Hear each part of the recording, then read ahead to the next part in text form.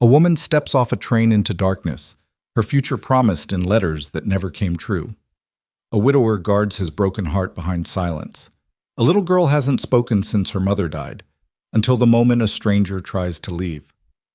Please don't let us be alone again. 5 words that will shatter 3 lives and rebuild them into something neither loneliness nor loss can destroy. This is the story of a homestead at the edge of nowhere, where the summer heat burns everything except the truth. Sometimes the family you need finds you in the dust, the dark, and the desperate choice to stay. Drop a comment with your city. Let's see how far this story travels. The train lurched to a stop with a metallic shriek that cut through the Nevada night like a blade through silk.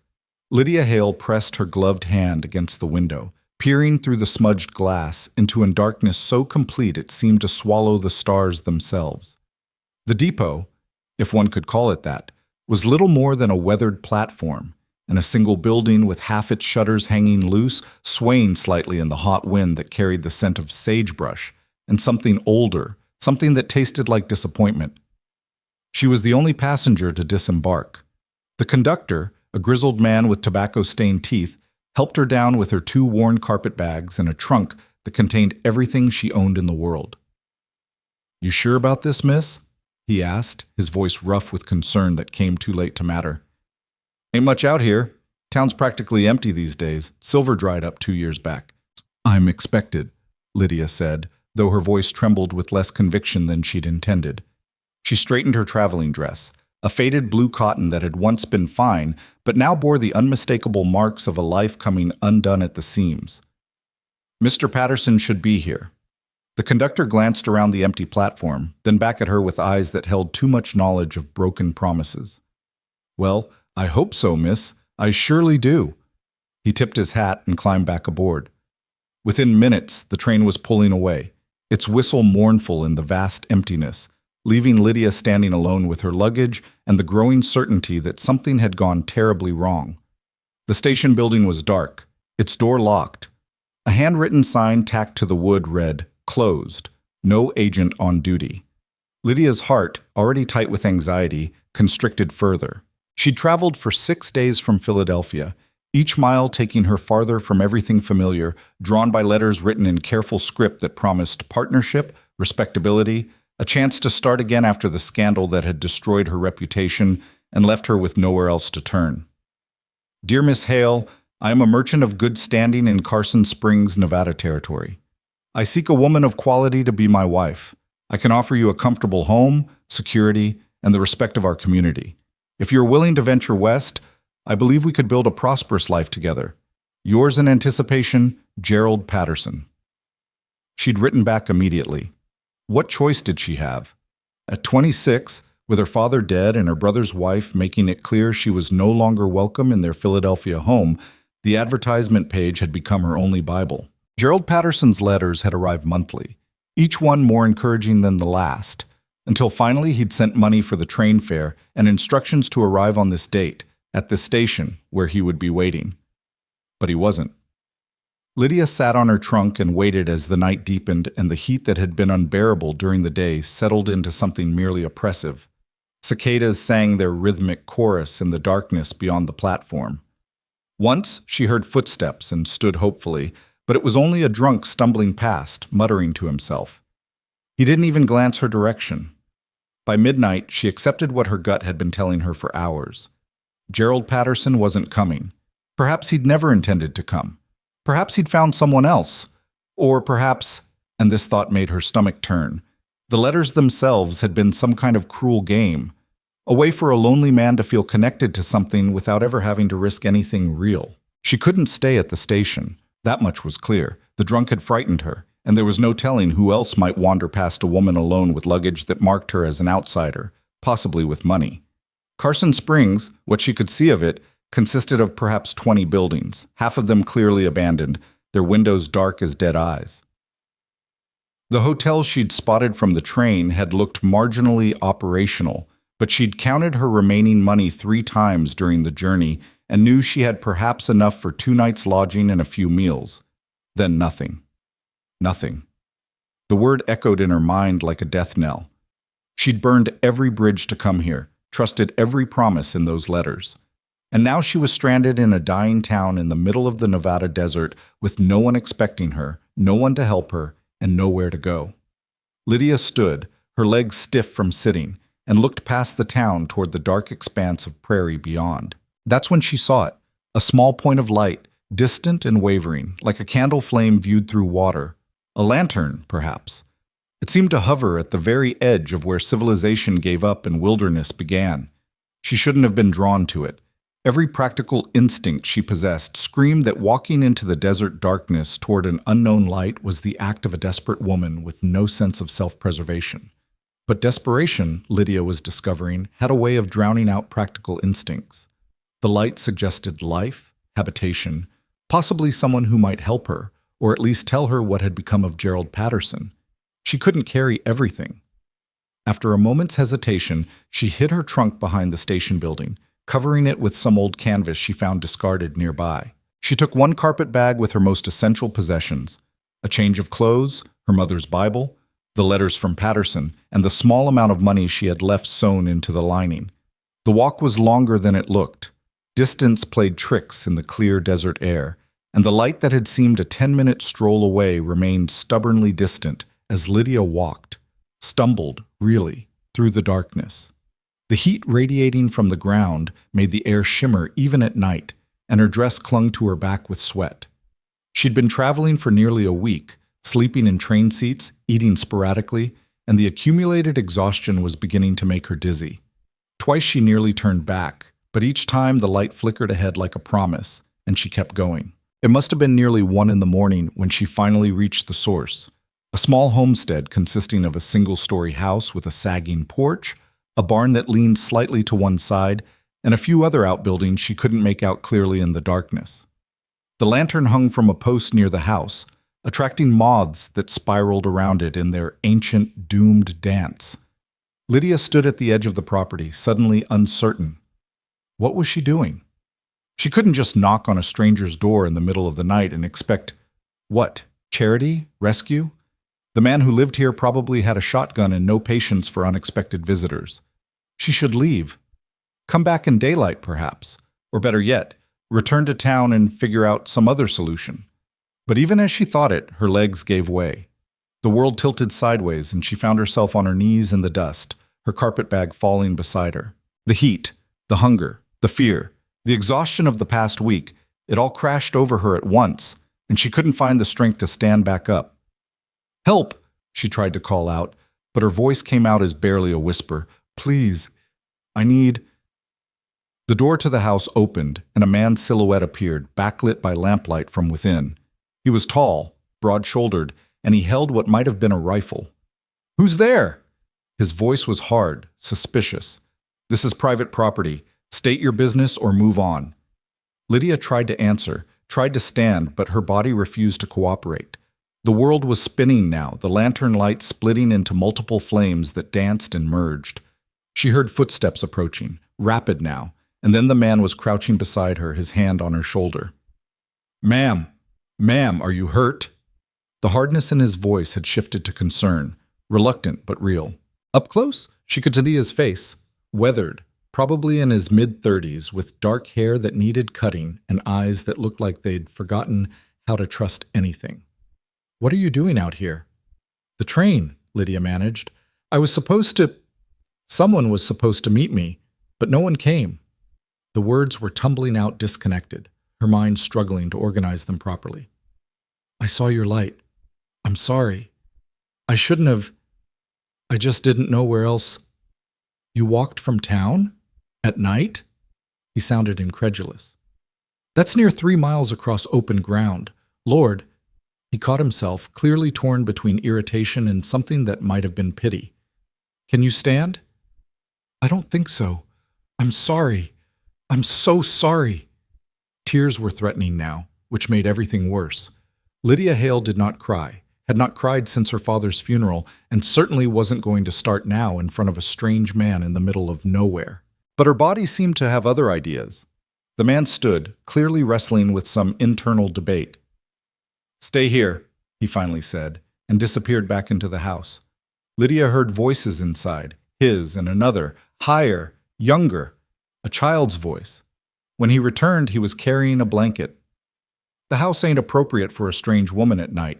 My daughter's inside, and I won't have gossip. But the barn's got clean hay, and it's at least shelter. You can stay there until morning, then you'll need to move on. I don't take in strays. The word should have stung, but Lydia was too exhausted to feel anything but relief. Thank you, she whispered. Just until morning, I promise. He helped her up, his hands surprisingly gentle despite the roughness in his voice, and half carried her to the barn. The interior smelled of hay and horses, clean and somehow comforting. He led her to a corner where the hay was piled thick and spread the blanket over it. There's water in the bucket there. It's for the animals, but it's fresh. Help yourself. Thank you, mister. Crowell. Thomas Crowell. He hesitated, then added, Don't thank me yet. Come morning, you'll need to head back to town and find proper arrangements. I've got enough troubles without adding a stranger to the mix. Of course. I understand. Lydia sank onto the hay, and it felt like the most comfortable bed she'd ever known. I'm Lydia Hale. And I truly am grateful, Mr. Crowell, whatever you might think. He grunted something that might have been acknowledgement and turned to leave. At the door, he paused. What brought you out here? To Nevada, I mean, if you don't mind my asking. I was supposed to marry a man named Gerald Patterson. He advertised for a wife, wrote me letters, sent money for the journey. She laughed, a hollow sound. Except he wasn't at the station like he promised. No one knew where to find him. And here I am. Thomas's face darkened. Patterson? Gerald Patterson? Hope flared in Lydia's chest. You know him? I know of him. Thomas's voice had gone cold. He left Carson Springs 4 months ago, owed money all over town and cleared out in the night. Some say he headed to California, others to Denver. Either way, he's long gone. The words landed like physical blows. 4 months. The letters had been coming regularly until just 6 weeks ago. Had they all been lies? Had Patterson been planning his departure even as he wrote to her about their future together? I see, Lydia said softly, though she saw nothing except the ruins of the last hope she'd been clinging to. I'm sorry, Thomas said, and this time his voice held genuine sympathy. That's a hard thing. But come morning, you'll want to see if the station agent can help you arrange return passage. Carson Springs ain't got much to offer a woman alone. He left before she could respond, pulling the barn door shut behind him and leaving her in darkness broken only by the thin lines of moonlight between the boards. Lydia lay back on the hay, staring up at shadows, and finally let herself feel the full weight of her situation. She was 26 years old, alone in the Nevada desert, with no money for return passage, no family who would take her back, and no prospects of any kind. She'd gambled everything on the promises of a man who'd apparently been a fraud from the beginning. The scandal that had driven her from Philadelphia, her foolish trust in a cousin's husband who'd claimed to care for her and then blamed her when his wife discovered their correspondence, had marked her as damaged goods. No respectable household would hire her, no decent man would court her. And now this. Lydia closed her eyes, but sleep was elusive despite her exhaustion. The hay rustled beneath her with every breath, and somewhere in the rafters above an owl hooted softly, hunting. She thought of the light that had drawn her here, that small flame in the vast darkness, and wondered if it had been a beacon or a trap. Outside, the cicadas sang on, and the heat pressed down like a hand on her chest, and Lydia Hale lay in a stranger's barn wondering if morning would bring any answers at all, or just more questions she couldn't bear to face. She must have slept eventually, because when she opened her eyes again, thin gray light was seeping through the barn boards, and she could hear movement from the direction of the house. A rooster crowed, and chickens clucked and scratched somewhere nearby. The normal sounds of a homestead waking, utterly mundane, except for the fact that she was lying in a barn belonging to a man she'd met in the dark, while fleeing from a future that had evaporated before it even began. Lydia sat up carefully, her body protesting every movement. She was sore, dusty, and probably looked like something that had crawled out of the desert, which, in a way, she supposed she was. She ran her fingers through her hair, trying to restore some order, and brushed the hay from her dress as best she could. The bucket of water Thomas had mentioned sat nearby. Lydia dipped her hands in, washing her face and the back of her neck, then drank deeply. The water was cool and clean, and it helped clear her head a little.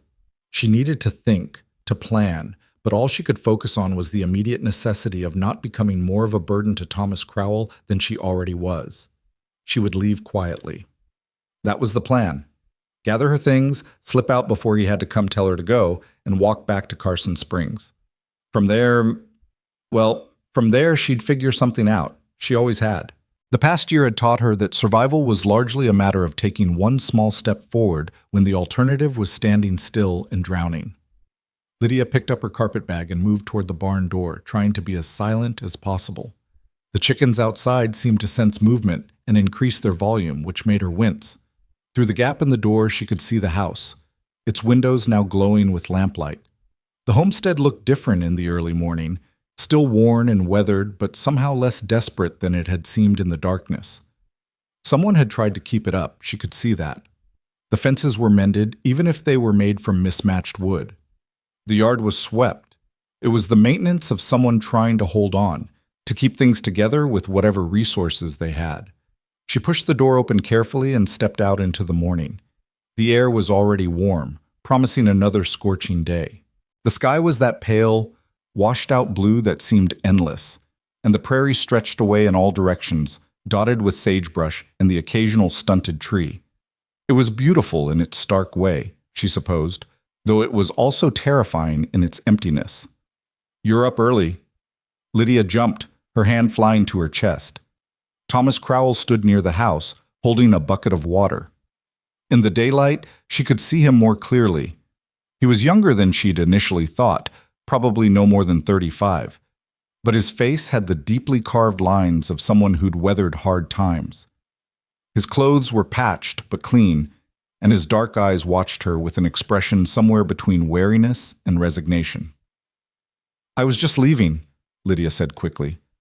"I didn't want to trouble you further. Thank you again for the shelter last night, Mr. Crowell. It was extraordinarily kind, and I—" "Have you eaten?" he interrupted. The question caught her off guard. "No, but I don't expect—" "Can't send a woman off into the heat without breakfast." He said it grudgingly, as if the words were being pulled from him against his will. "It ain't much, but there's coffee and some bread. You should eat something before you walk back." Lydia wanted to refuse on principle, to maintain what little dignity she had left, but her stomach betrayed her with an audible growl. She couldn't remember the last proper meal she'd had. "That's very generous," she said softly. "If you're certain it's not an imposition." Thomas grunted. It seemed to be his primary form of communication, and gestured toward the house. "Come on then, but just breakfast. I meant what I said last night. I can't take on responsibilities that ain't mine." "I understand completely. Just breakfast, then I'll go." She followed him to the house, acutely aware of how disheveled she must look.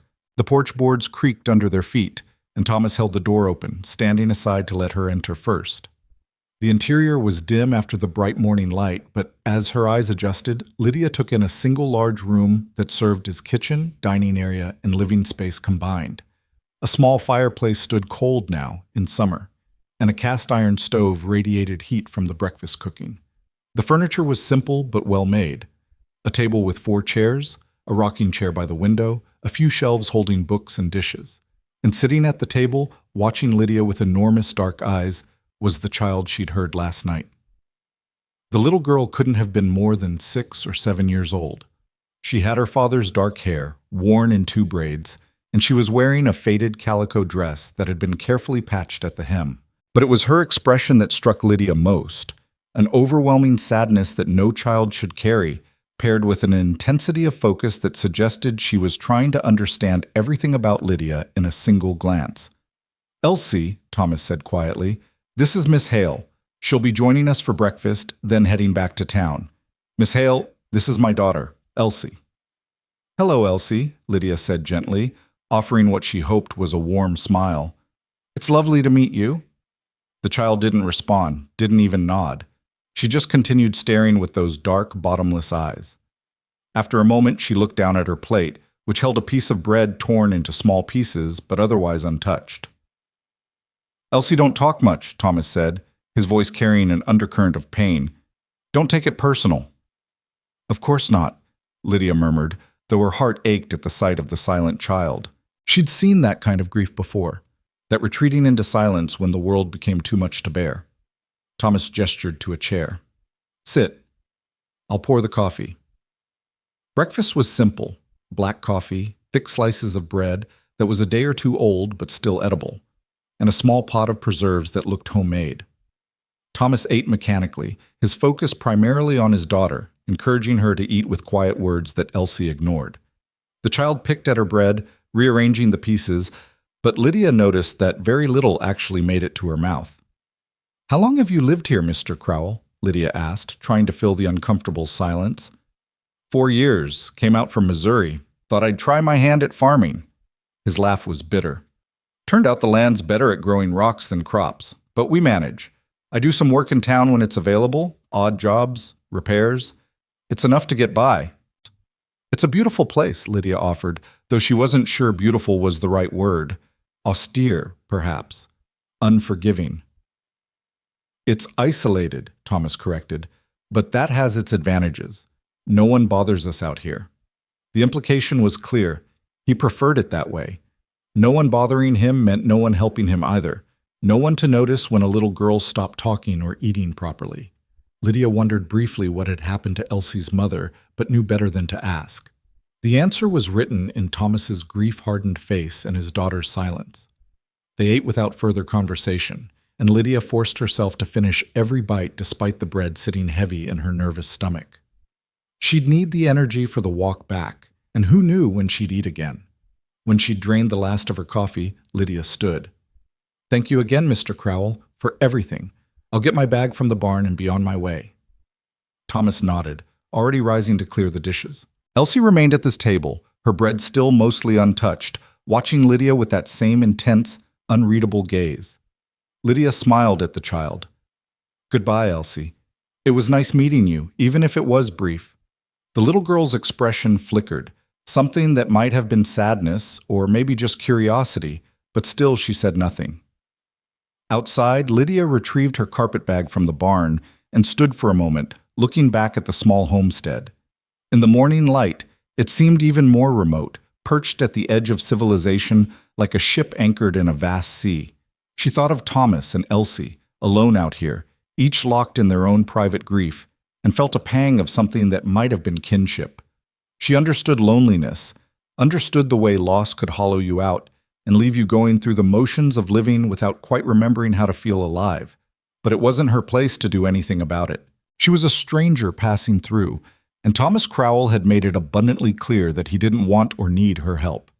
Lydia adjusted her grip on the carpetbag and turned toward town, squinting against the sun that was already climbing higher, already turning the day hot and harsh. She'd taken perhaps 10 steps when she heard it. The creak of the door, then running footsteps, light and quick across the packed dirt.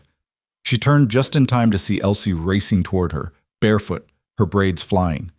The child's face was desperate, terrified, and before Lydia could react, Elsie had grabbed her hand with both of her own small ones, holding on with a grip that was surprisingly strong. "Please," Elsie whispered, and the sound of her voice, thin, fragile, barely audible, cut through the morning like a cry. "Please don't let us be alone again." The world seemed to stop in that moment.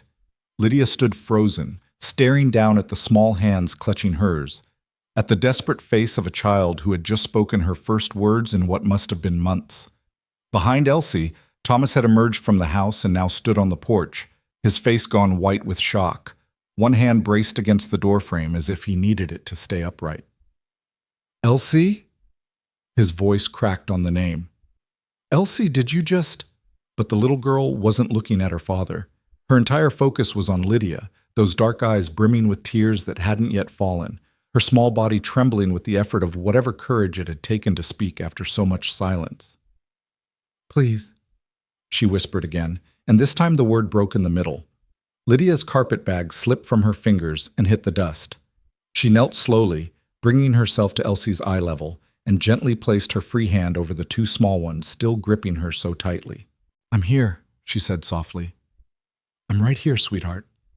Thomas crossed the yard in 3 long strides, but when he reached them, he seemed uncertain what to do, his hands hovering near his daughter, but not quite touching her, as if he feared she might shatter. "Elsie, baby, you talked. You said words." His voice was thick with emotion, wonder and pain mixing together. Can you say more? Elsie shook her head mutely, and Lydia could feel the child's grip tightening, her small body pressing closer as if seeking protection. From what, Lydia couldn't say. Certainly not from Thomas, who was looking at his daughter with such raw hope it was almost painful to witness. "Mr. Crowell," Lydia said quietly, keeping her voice steady despite the chaos of feelings swirling through her. "Perhaps we should all go back inside. It's getting hot out here." He nodded slowly, seeming grateful for the suggestion, for someone else making a decision when his own mind was clearly reeling. Yes. Elsie didn't release Lydia's hand as they walked back to the house, and Lydia didn't try to pull away. Inside, the air was only marginally cooler, but at least they were out of the direct sun that was already beating down with relentless intensity. Thomas pulled out a chair at the table, and Lydia sat, Elsie immediately climbing into her lap and curling against her chest like a much younger child seeking comfort. Thomas sat across from them, his hands flat on the table, staring at his daughter as if she were something miraculous and terrifying all at once. "She hasn't spoken in 8 months," he said hoarsely. Not since her mother died."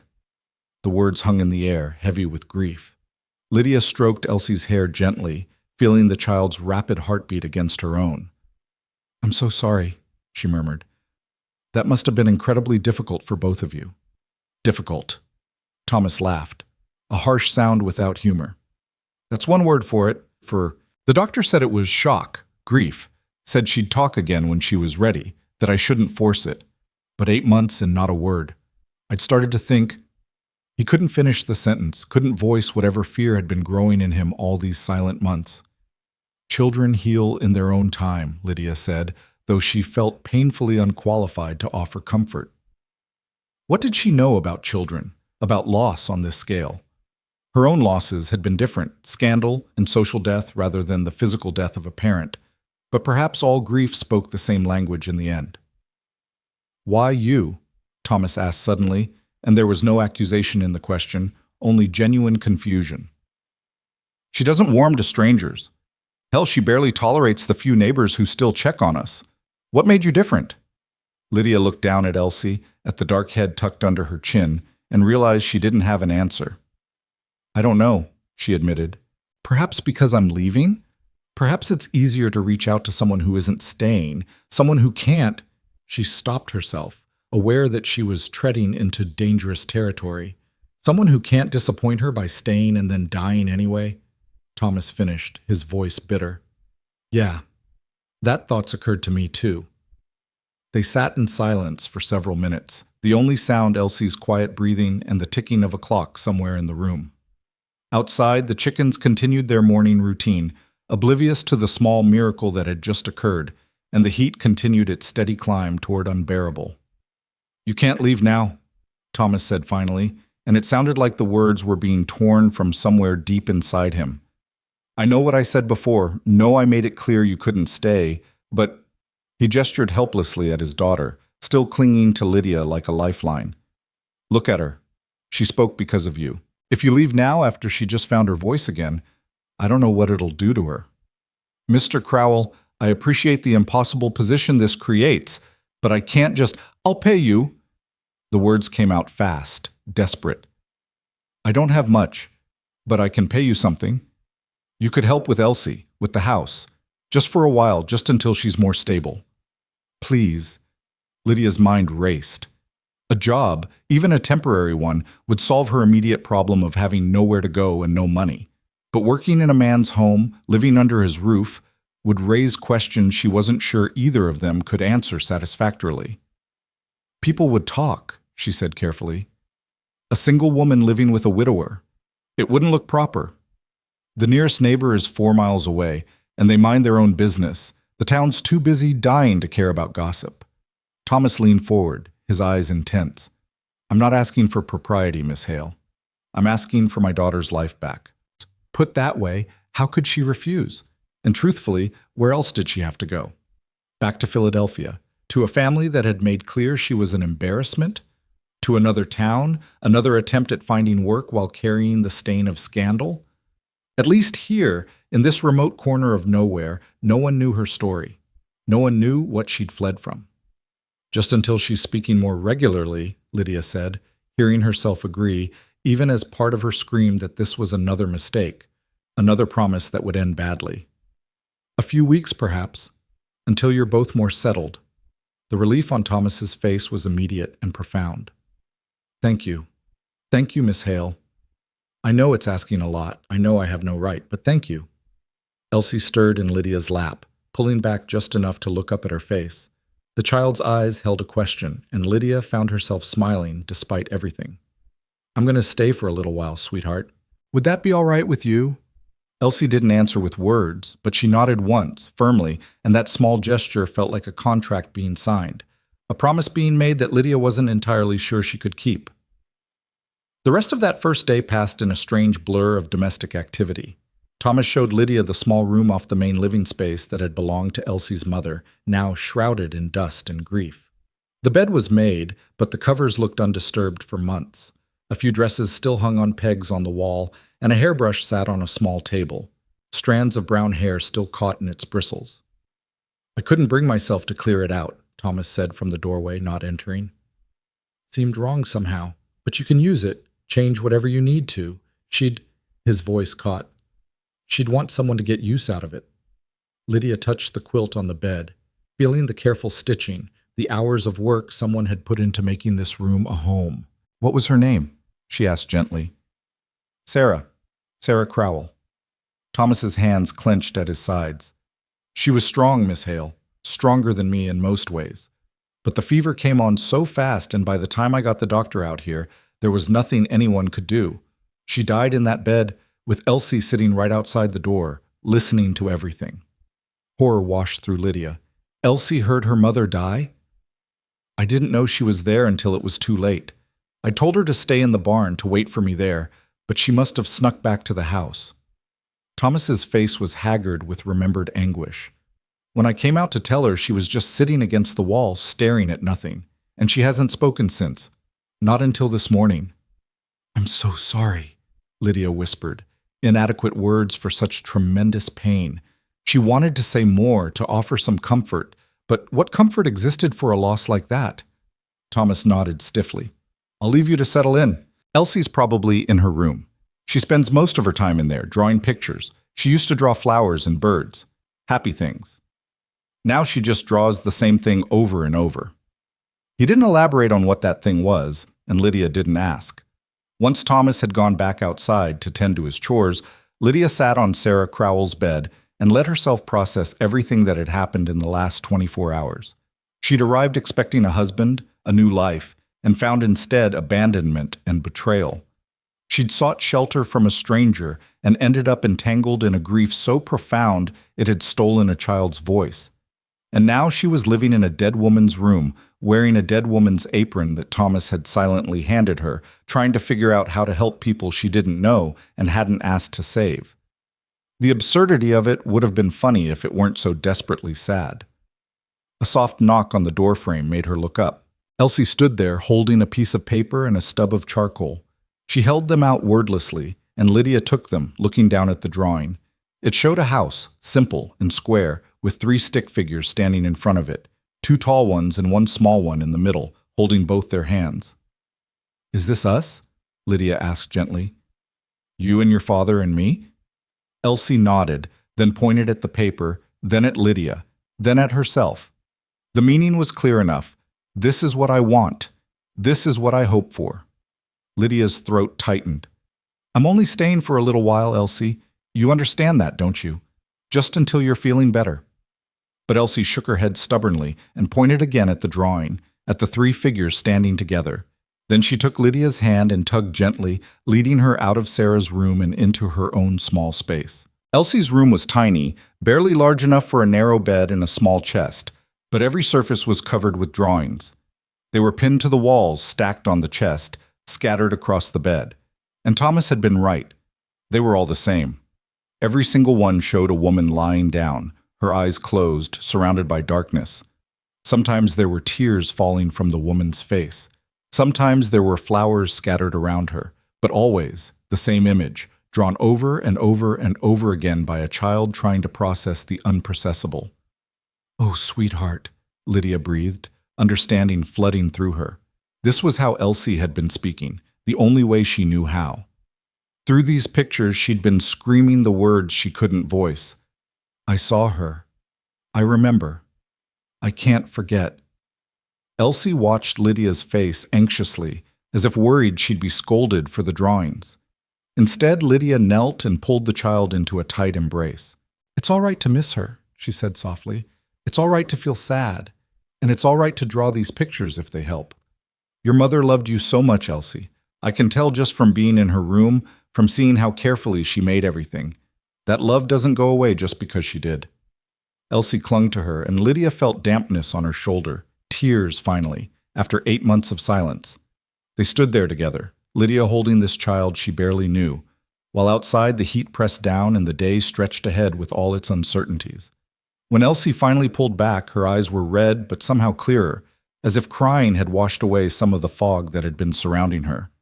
She picked up a fresh piece of paper and her charcoal and began to draw. This time she drew a woman standing up, her eyes open, with the sun overhead. It was crude, as all children's drawings were, but the difference was stark. This woman was alive. "That's beautiful," Lydia said truthfully. "Should we show your father?" Elsie hesitated, then nodded. Together, they went outside where Thomas was mending a section of fence that had come loose. He looked up as they approached, wariness and hope warring on his face. "Papa," Elsie said, so quietly Lydia almost didn't hear it. "Look." Thomas dropped the hammer he'd been holding. It hit the ground with a dull thud. "Elsie? You called me Papa?" Elsie nodded and held up the drawing. Thomas took it with shaking hands, staring at the simple picture as if it contained all the secrets of the universe. "You drew something different," he said, his voice rough. "Something happy." "Miss Lydia said it's okay to miss Mama," Elsie whispered. "But it's okay to be happy too." Thomas's eyes met Lydia's over his daughter's head, and in them she saw gratitude so profound it was almost painful. "Thank you," he mouthed silently. Lydia nodded, not trusting her own voice. What had she done? She'd agreed to stay for a few weeks to help a child heal, but already she could feel the threads of connection forming, dangerous and delicate. She'd come to Nevada to escape entanglement, and here she was getting tangled up in the lives of two people who needed far more than she knew how to give. The days that followed fell into a rhythm that surprised Lydia with its comfort. She rose before dawn, when the air was still cool enough to breathe, and prepared breakfast while Thomas did the morning chores. Elsie would emerge from her room slowly, cautiously, as if testing whether yesterday's breakthrough had been real or imagined. And each day, she would take Lydia's hand at the table, a silent request for reassurance that Lydia never refused. Breakfast conversation was minimal at first. Thomas was not a talkative man by nature, and Elsie's words came in careful dribs and drabs, as if she were rationing them, afraid they might run out. But gradually, as the week progressed, the silence became less heavy. Thomas would mention needing to ride into town for supplies. Elsie would ask Lydia to help her gather eggs. Small exchanges, ordinary and mundane, but each one felt like a small victory against the grief that had held this household in its grip. Lydia threw herself into making the house livable again. Sarah's room became hers in truth, though she carefully stored away the other woman's possessions with respect, folding the dresses and placing them in the chest, wrapping the hairbrush in cloth. She scrubbed floors that hadn't been properly cleaned in months, beat dust from curtains, reorganized the kitchen shelves so she could find what she needed. It was work she'd never done before. Her family had employed servants for such things, but she found an unexpected satisfaction in it, in taking something broken and making it whole again. Thomas watched her work with a mixture of amazement and discomfort. "You don't have to do all that," he said one afternoon, finding her scrubbing the front porch. "I hired you to help with Elsie, not to be a housemaid." "Elsie lives in this house," Lydia pointed out, pushing a strand of hair from her sweaty forehead. "A clean, organized home will be better for her. Besides, I need to earn my keep." "You're earning it by giving me my daughter back." Thomas's voice was quiet but intense. "The rest is extra." Lydia sat back on her heels, studying him. In the time she'd been here, she'd begun to understand Thomas Crowell better. He was a proud man, made uncomfortable by accepting help, by being vulnerable. His solution to grief had been to retreat, to isolate, to handle everything alone. But isolation hadn't worked. It had only made things worse for him and for Elsie. Now he was being forced to let someone in, and it clearly didn't sit easy with him. "Mr. Crowell," she said gently, "there's no shame in needing help. We all need it sometimes." He looked away, jaw tight. I should have been enough for her. A father should be enough. A father is not meant to be everything. Children need more than one person in their lives, more than one kind of love. Lydia stood, wringing out her rag. "You've done remarkably well under impossible circumstances, but you don't have to do it alone anymore. At least not for now." The "for now" was deliberate, a reminder to both of them that this was temporary, that she would be leaving eventually. But even as she said it, Lydia felt something twist in her chest, something that whispered this was already more than temporary, that she was already becoming attached in ways that would hurt when it came time to leave. Thomas must have heard something in her voice because his eyes sharpened. "How long are you planning to stay, Miss Hale? Really?" "I don't know," Lydia admitted. "I suppose until Elsie is fully speaking again, until she seems stable. A few more weeks, perhaps? And then what? Where will you go?" It was the question Lydia had been avoiding asking herself. "I'll figure something out. Perhaps there's work in Carson Springs or another town. I'm adaptable." "Are you?" Thomas's tone was skeptical. "Because you don't strike me as someone who's accustomed to frontier living, Miss Hale. Your hands are soft, your manners are refined. You come from somewhere else, somewhere comfortable. What brought you so low that you'd answer a marriage advertisement from a con artist?" The question was invasive, but Lydia found she didn't have the energy to be offended. "My father died," she said simply. "He left debts. My brother's wife didn't want me staying with them. And then there was an incident. Someone told lies about me, or perhaps truths that looked like lies. Either way, Philadelphia became impossible. So yes, I answered an advertisement. It seemed like the best of my limited options." She met his eyes squarely. "We all have our stories, Mr. Crowell. We all have reasons for ending up in places we never expected to be sub." Something in Thomas's expression softened. "I suppose that's true enough. I'm sorry about your father, and about whoever hurt you. And I'm sorry about Sarah, about everything you and Elsie have endured." They stood there for a moment, two damaged people acknowledging each other's wounds, and Lydia felt the dynamics between them shift slightly. Not quite friendship, that would take longer, but perhaps the beginning of mutual respect.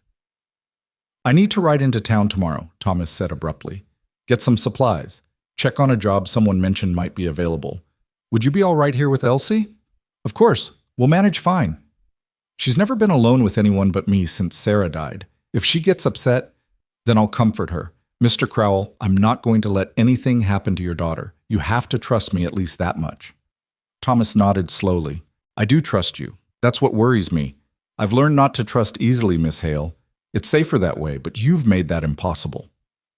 He walked away before she could respond, leaving Lydia standing on the half-scrubbed porch, her heart doing complicated things in her chest that she absolutely did not want to examine too closely. That evening, after supper was cleared and Thomas had gone to check on the animals one last time, Lydia sat with Elsie in the rocking chair by the window. The child was teaching her a hand-clapping game, something her mother had apparently taught her, and Elsie's giggles, soft and rusty from disuse but genuine, filled the room like music. "Miss Lydia?" Elsie said when the game ended. "Are you going to be my new mama?" The question hit Lydia like a physical blow. "Oh, sweetheart, no, I'm helping for a while, that's all. But I want you to stay. Papa likes you, I can tell. Your father is grateful for the help. That's different from—" "Elsie, this is complicated." "Why?" The child's logic was simple, unburdened by adult understanding of social conventions and appropriate behavior. "You don't have anywhere else to go. Papa needs help. I want you here. Why can't you just stay?" Because staying meant attachment, and attachment meant pain when things inevitably fell apart. because Lydia had learned the hard way that happily ever after was a fairy tale, not a reality. Because she couldn't bear to care for these people and then have something tear them all apart again. But she couldn't say any of that to a 7-year-old girl who'd already lost too much. "We'll see," Lydia said instead, the coward's answer. "For now, let's just take things one day at a time. Can you do that?" Elsie looked disappointed but nodded. "One day at a time," she repeated solemnly. Then, "Will you sing to me? Mama used to sing before bed. I don't know what songs your mama knew. Any song. Just something pretty." So Lydia sang, her voice uncertain at first but growing stronger, an old lullaby her own mother had sung decades ago. Elsie's eyes drifted closed, her breathing evening out, and by the time Thomas came back inside, Lydia was still sitting in the rocking chair holding his sleeping daughter, tears running silently down her own face for all the mothers lost, all the children left behind, all the makeshift families trying desperately to hold together in a world that seemed determined to tear everything apart. Thomas crossed the room quietly and lifted Elsie from Lydia's arms. "I'll put her to bed," he whispered. When he returned, he found Lydia still in the chair, wiping her eyes. "Are you all right?" he asked, his voice uncharacteristically gentle. "I'm fine. Just tired, I think. It's been an emotional few days." "That's one way to put it." Thomas pulled out a chair from the table and sat, facing her. "She asked you to stay permanently, didn't she? I heard part of your conversation." "Yes, I tried to explain—" "I know, and you were right to manage her expectations. But Miss Hale, I need to ask you something, and I need you to answer honestly." He leaned forward, his expression serious. "If you do decide to leave, will you give us warning? Will you let me prepare Elsie? Talk to her about it first? I can't have her waking up one morning and finding you gone the way she found Sarah gone. I can't survive her going silent again." The weight of that responsibility settled on Lydia's shoulders like a stone. "I promise," she said quietly. "Whatever happens, I won't just disappear. You have my word." Thomas nodded, seeming satisfied. "That's all I ask. Now you should get some rest. Tomorrow will be busy with me gone." Lydia did go to bed, but sleep was elusive. She lay in Sarah's room, in her room now, she supposed, and stared at the ceiling, listening to the house settle around her. Somewhere in the distance, a coyote howled, and the sound was so lonely it made her chest ache.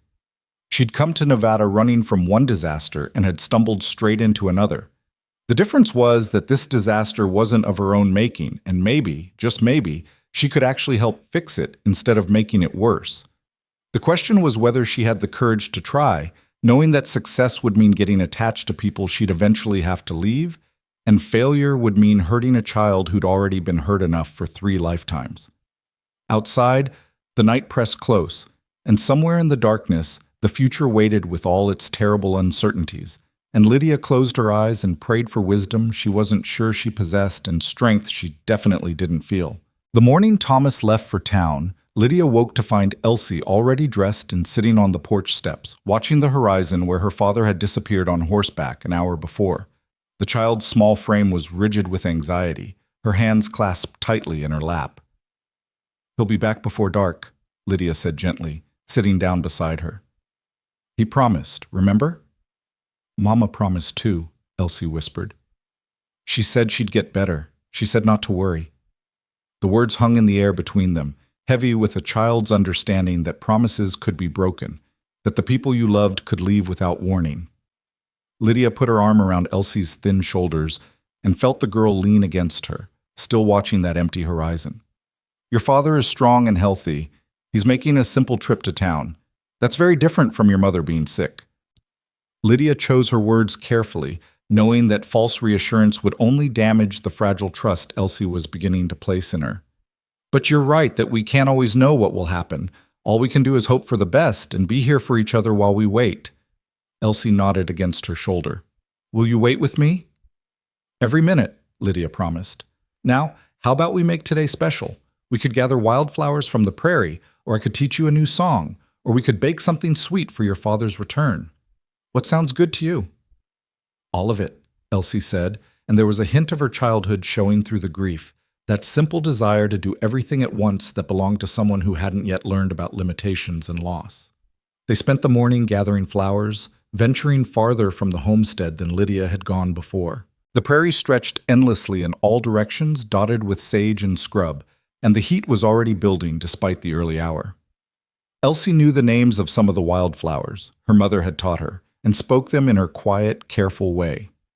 Indian paintbrush, desert marigold, evening primrose that closed up tight against the morning sun. "Mama said the land looks harsh, but it's really full of beautiful things if you know where to look," Elsie said, holding up a cluster of tiny purple flowers Lydia couldn't name. She said people are like that too. Sometimes the ones who seem hardest have the most beauty inside. "Your mama was very wise," Lydia said, tucking a flower behind Elsie's ear. "And she was right.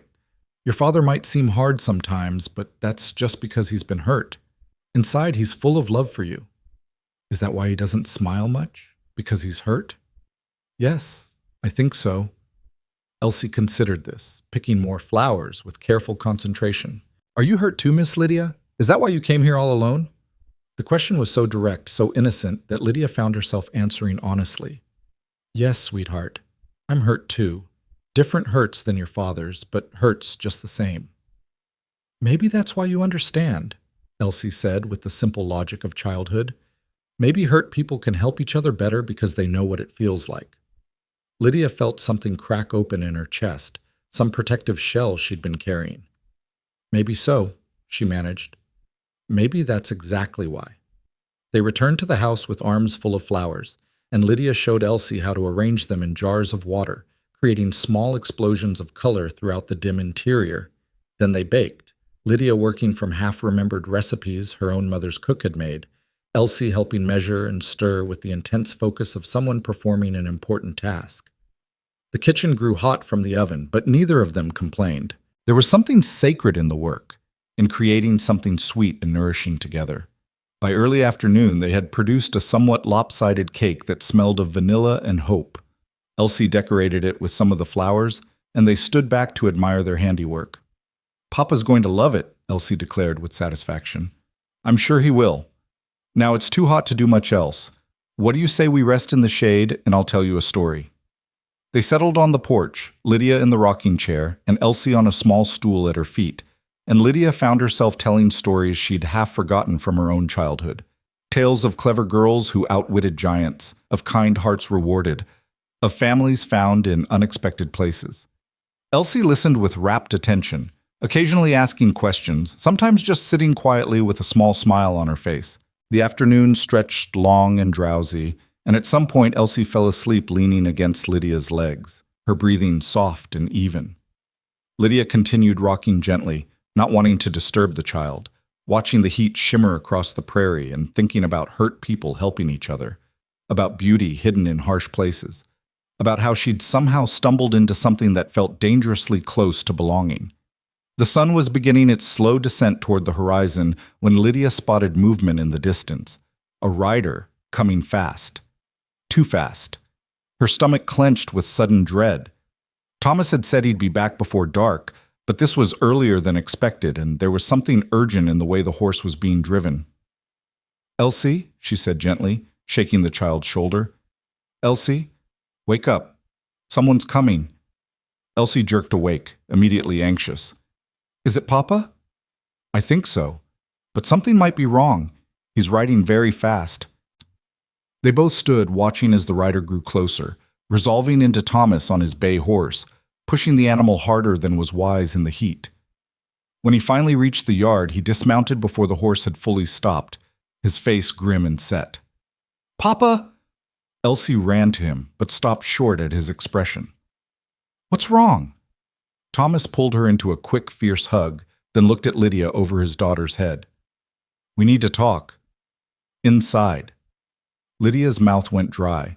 Something in his tone, and the way he wouldn't quite meet her eyes, told her that whatever news he'd brought back from town was going to change everything. She followed them into the house, her heart hammering against her ribs. Thomas waited until Elsie was settled at the table before he spoke. "I ran into the station master while I was in town. He had something for you, Miss Hale. A telegram that came 2 days ago. He didn't know where to find you to deliver it." He pulled a folded paper from his pocket and set it on the table. Lydia stared at it as if it were a snake.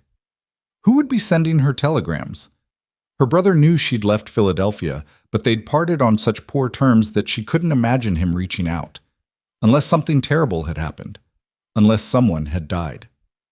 With trembling hands, she unfolded the telegram and read the brief, impersonal message. Father's business partner. Confession. Stop. Debts cleared. Your name cleared. Stop. Return immediately. Stop. Brother. Lydia read it 3 times, the words refusing to make sense. Her father's business partner had confessed to something? The debts that had driven her from her home were cleared? Her name was cleared? She looked up at Thomas, confusion and shock warring on her face. I don't understand, she said. My father died owing money to half of Philadelphia. His partner, Mr. Thornton, he told everyone my father had been embezzling, that the business failure was entirely my father's fault. That's part of why I had to leave. The scandal was everywhere. But if he's confessed to something, sounds like maybe he was the one embezzling, Thomas said quietly, and he let your father take the blame. The implications crashed over Lydia like a wave. If the debts were cleared, if her name was cleared, then she could go home. She could reclaim her position in Philadelphia society, could stay with her brother without being a burden or an embarrassment, could rebuild the life she'd lost. Everything she'd left behind, everything she'd mourned, could be hers again.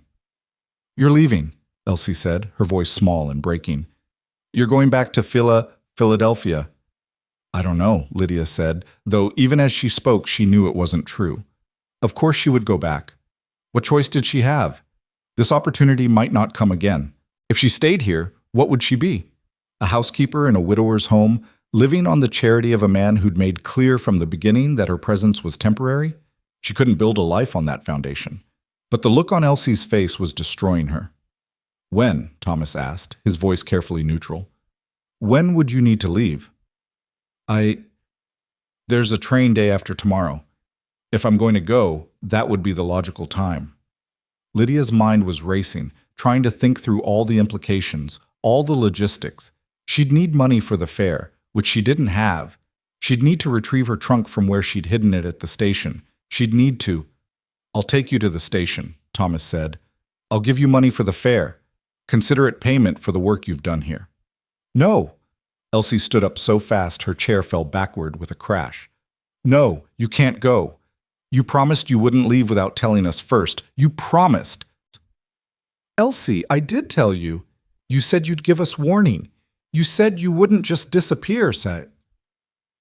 Tears were streaming down the child's face now, her voice rising to something close to a scream. 2 days isn't warning. 2 days isn't enough. Elsie, calm down. Thomas reached for his daughter, but she jerked away from him, backing toward the door. You're just like Mama. You said you'd stay. You made me trust you, and now you're leaving. Everyone leaves. Her small body was shaking with the force of her emotions, 8 months of buried grief and fear pouring out all at once. I hate you. I hate you for making me love you. She ran from the house before either of them could stop her, the door slamming behind her. Through the window, Lydia watched her race toward the barn, her small figure stumbling in her haste. I should go after her, Lydia said, already moving toward the door. No. Thomas's hand on her arm stopped her. Let her be for a moment. She needs to cry this out. If you go now, you'll just make it worse. I made it worse by agreeing to stay in the first place. Lydia's own tears were threatening now. You warned me at the beginning, Mr. Crowell. You said you couldn't take on responsibilities that weren't yours. I should have listened. I should have kept walking that first morning. But you didn't, and for a few weeks my daughter was happy again. She spoke. She laughed. That's more than I could have given her alone. Thomas's grip on her arm tightened slightly. You gave us that, Miss Hale. Whatever happens now, that gift can't be taken back. It feels like I'm taking it back. It feels like I'm abandoning you both. You're not abandoning us. You're going back to your real life, the life you should have had all along. That's different. But was it? Lydia wasn't sure anymore. Philadelphia suddenly seemed very far away, a dream from another lifetime. The woman who'd left there 3 weeks ago felt like a stranger. Could she really go back and pretend none of this had happened? That she hadn't held a grieving child and felt her speak for the first time in months? That she hadn't scrubbed floors and gathered eggs and learned the names of desert wildflowers? I don't know what to do, she admitted. Part of me wants to stay, but that's not rational. I have nothing here. No security, no future. In Philadelphia, I have family, a home, a chance at a normal life. Then go, Thomas said, and his voice had gone hard again, defensive. You're right. You have nothing here.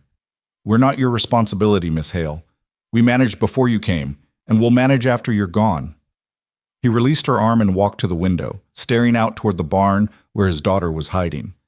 The set of his shoulders told Lydia that the conversation was over, that he'd retreated back behind the walls he'd briefly lowered. She wanted to say something more, to explain, to make him understand, but what was there to say? He was right. She had no real claim on this life, no justification for staying beyond sentiment and a child's tears. Lydia went to her room, Sarah's room, and sat on the bed, the telegram still clutched in her hand. She should be overjoyed. She should be packing, planning, celebrating this incredible stroke of fortune. Her name was cleared. She could go home. So why did it feel like she was being torn in half? That night, none of them ate dinner. Elsie stayed in the barn until well after dark, and when she finally emerged, she went straight to her room without speaking to either Lydia or Thomas. Lydia could hear her crying through the thin walls, soft, heartbroken sobs that cut deeper than screaming would have. Thomas sat at the table, a glass of whiskey in front of him that he didn't drink, just stared at. Lydia sat across from him, the silence between them heavy with everything they weren't saying. I'll write to her, Lydia finally said. From Philadelphia. I'll send letters so she knows I'm thinking of her. Letters? Thomas laughed bitterly. Letters from someone she'll never see again. That'll be a real comfort. What do you want me to do? Lydia demanded, frustration breaking through her guilt. Stay here out of obligation? Build a life on nothing but a child's attachment and your temporary gratitude? We both know that's not sustainable. Eventually, you'll resent me for being here, for costing money you don't have, for not being Sarah. And then what? We'll all be miserable instead of just sad. You're right, Thomas said flatly. You should go. Tomorrow, if possible. No point dragging it out. Tomorrow? Lydia felt her stomach drop. But I said the day after. Why wait? The longer you stay, the harder it'll be for Elsie. Better to rip the bandage off fast. I'll take you to town at first light. You can wait at the hotel until the train comes. I'll pay for the room and the fare, like I said. It was the cruelty of kindness, Lydia realized. He was trying to make this easier by making it brutal, by removing any chance for second thoughts or drawn-out goodbyes. And perhaps he was right. Perhaps clean and fast was better than lingering and painful. All right, she heard herself say. Tomorrow, then. Thomas nodded and finally took a drink of his whiskey, draining half the glass in one swallow. You should pack tonight. We'll leave before Elsie wakes up. Easier that way. You want me to leave without saying goodbye to her? Lydia's voice rose in disbelief. After everything we just said about not disappearing on her? I'll explain after you're gone. I'll tell her you had to catch an early train, that there wasn't time for goodbyes. She'll be angry at me instead of hurt by you. That's absurd. She'll be hurt either way, and angry at both of us. Then let her be angry at me. I can handle her anger. I'm her father. It's my job. Thomas stood abruptly, swaying slightly. I'm going to check the animals one more time. You should get some rest. It's a long ride to town. He left before Lydia could argue further, and she sat alone in the dim lamplight, wondering how everything had fallen apart so quickly. This morning she'd been gathering flowers with Elsie, baking cake, telling stories. They'd been happy. And now, less than 12 hours later, she was preparing to leave before dawn like a thief, and a little girl was crying herself to sleep in the next room. Lydia did pack, though her hands shook so badly she could barely fold her clothes. The few things she'd unpacked, the dresses she'd borrowed from Sarah's collection, all went back into her carpet bag. She looked around the room one last time, at the quilt on the bed, and the flowers wilting in jars on the small table, and felt something inside her chest crack clean through. She couldn't sleep. How could she, knowing what dawn would bring? Instead, she lay in the darkness and listened to the house settle around her, to Elsie's eventual silence as the child cried herself into exhaustion, to Thomas's heavy footsteps when he finally came back inside much later, stumbling slightly as he made his way to his own room. Around 3 in the morning, Lydia heard Elsie's door open. Small feet padded across the main room, then stopped outside Lydia's door. She held her breath, waiting. After a long moment, there was a soft knock. "Miss Lydia?" Elsie's voice was hoarse from crying. "Are you awake?" Lydia could have pretended to sleep. It would have been easier, but she couldn't do that to the child. "Yes, sweetheart. I'm awake." The door opened slowly, and Elsie stood in the doorway, illuminated by the moonlight coming through the window. She was wearing her nightgown, her feet bare, her face swollen from tears. "I heard you and Papa talking. You're leaving in the morning." "Yes." There was no point in lying, without saying goodbye. "Your father thought it would be easier that way." "Papa's wrong." Elsie came into the room and climbed onto the bed, curling against Lydia's side the way she had that first night. "Nothing about this is easy." Lydia put her arm around the child, pulling her close. "No," she agreed softly. "Nothing about this is easy at all." They lay there together in the darkness, and Lydia felt Elsie's tears soaking through her nightgown, felt her own tears sliding silently down her face. "I'm so sorry," she whispered. "I never meant to hurt you, Elsie. I care about you so much." "Then stay." Elsie's voice was muffled against her shoulder. "If you really care, stay." "It's more complicated than that." "Why?" "Grown-ups always say things are complicated, but they're not. You either want to be here or you don't. You either want to be with us or you don't." "I do want to be with you, but wanting something doesn't always mean it's the right choice." "Why not?" The question was so simple, so devastatingly direct. Why shouldn't wanting something be enough reason to choose it? Because the world didn't work that way, Lydia wanted to say. Because security and social standing and family expectations mattered. Because building a life on emotion alone was foolish and dangerous. Because she'd already made that mistake once, trusting her heart over her head, and it had ended in scandal and exile. But looking down at Elsie's tear-stained face, at this child who'd lost her mother and was now losing the first person she'd trusted since, Lydia wondered if maybe she'd learned the wrong lessons from her past. Maybe the mistake hadn't been trusting her heart. Maybe the mistake had been trusting the wrong person. "I don't know," she finally admitted. "I thought I had all the answers, but now I don't know anything anymore." "Will you at least say goodbye tomorrow? Really say it," Elsie pleaded. "Don't just disappear while I'm sleeping. Please." Lydia thought of Thomas's plan, his belief that a quick, clean break would be better. But she also thought about promises made and trust given, about a child who'd already had too many people leave without proper goodbyes. "Yes," she said, "I promise. I'll wake you before I leave, and we'll say goodbye properly." Elsie nodded against her shoulder, then whispered, "I drew you something, for you to take with you, so you'll remember us." "I could never forget you, Elsie. Not ever." "Promise?" "I promise." They stayed like that until Elsie finally fell asleep, exhausted from emotion. Lydia carefully extracted herself and carried the child back to her own bed, tucking her in and pressing a kiss to her forehead. In the moonlight, Elsie looked younger than her 7 years, vulnerable and small, and Lydia had to turn away before the sight unmade her completely.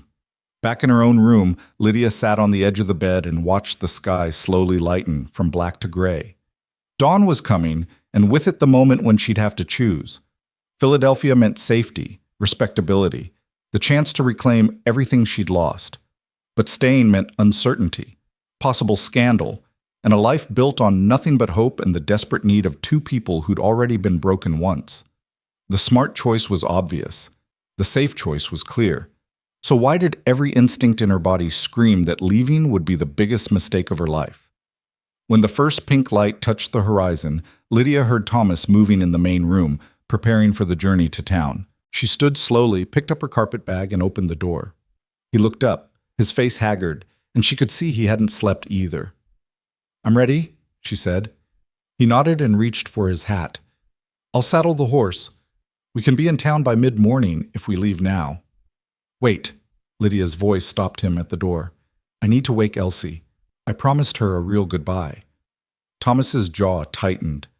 "Miss Hale, I really think—" "I know what you think, but I made a promise, and I'm going to keep it.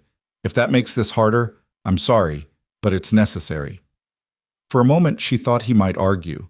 Then he just nodded tiredly and went outside, leaving her to face the hardest goodbye of her life. Lydia went to Elsie's room and sat on the edge of the small bed, gently shaking the child's shoulder. "Elsie, wake up! It's time!" Elsie's eyes opened, and for a second there was hope in them, as if she'd thought maybe it had all been a bad dream. Then reality crashed back and her face crumpled. "You're really going?" "Yes." Lydia pulled her into a tight embrace. "But I want you to know something. These past few weeks have meant everything to me. You've taught me so much about courage and love and healing. I'll carry that with me always."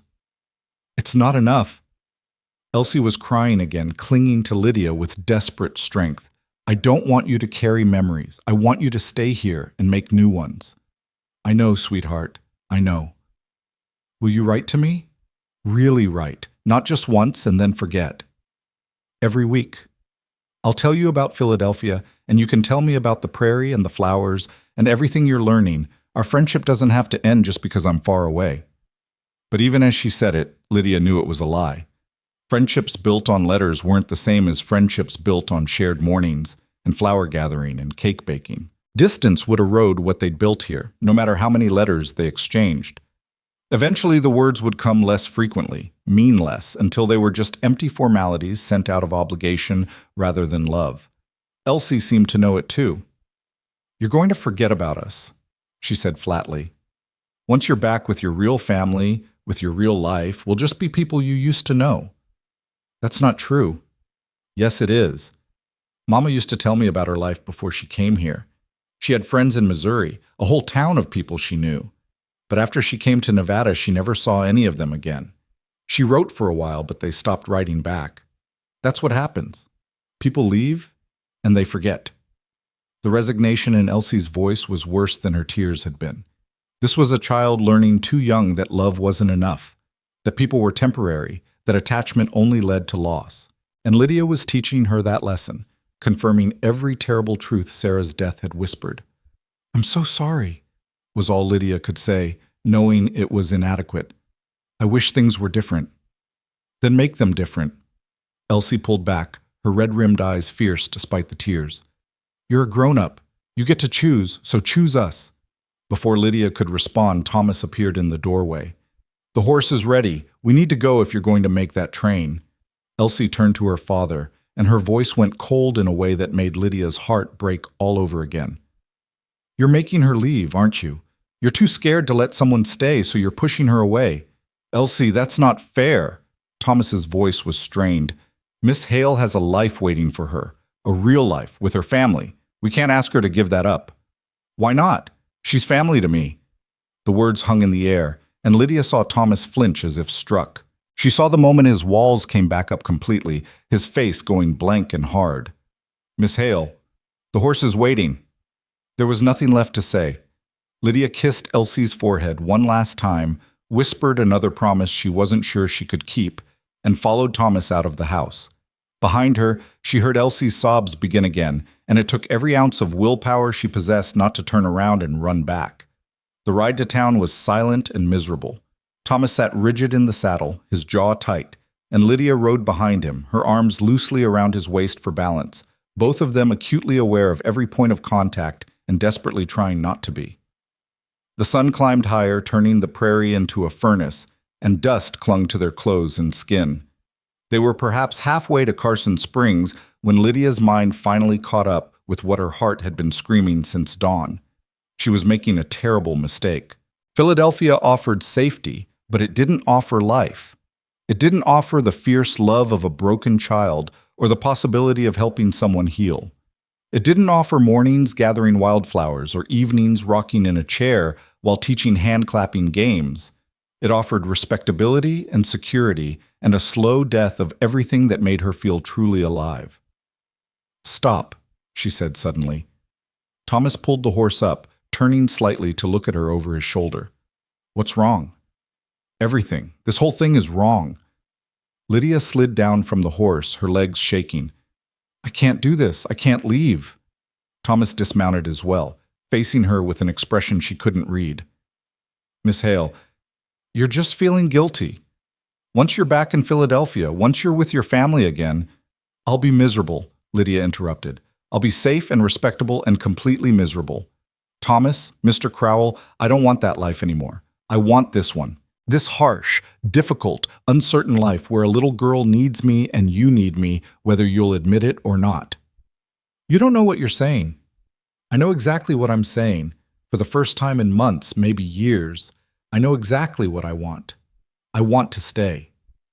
Thomas's face was a battlefield of emotions, hope and fear, and something else warring for dominance. And what about your family? Your name being cleared? You'd give that up? My brother made it clear I wasn't wanted even when I was blameless. Having my name cleared changes the social circumstances, not the personal ones. And as for the rest of Philadelphia society, Lydia laughed, surprised by how light she suddenly felt. I spent 26 years trying to meet their expectations, trying to be what they wanted me to be. And where did it get me? Betrayed and exiled. Maybe it's time I stopped living for their approval and started living for something real. This is real, Thomas said roughly. Too real. It's hard work and isolation and a future with no guarantees. You think you want it now, but give it 6 months of winter cold and summer heat, of making do with almost nothing, of being so far from everything you've known that you forget what civilization feels like.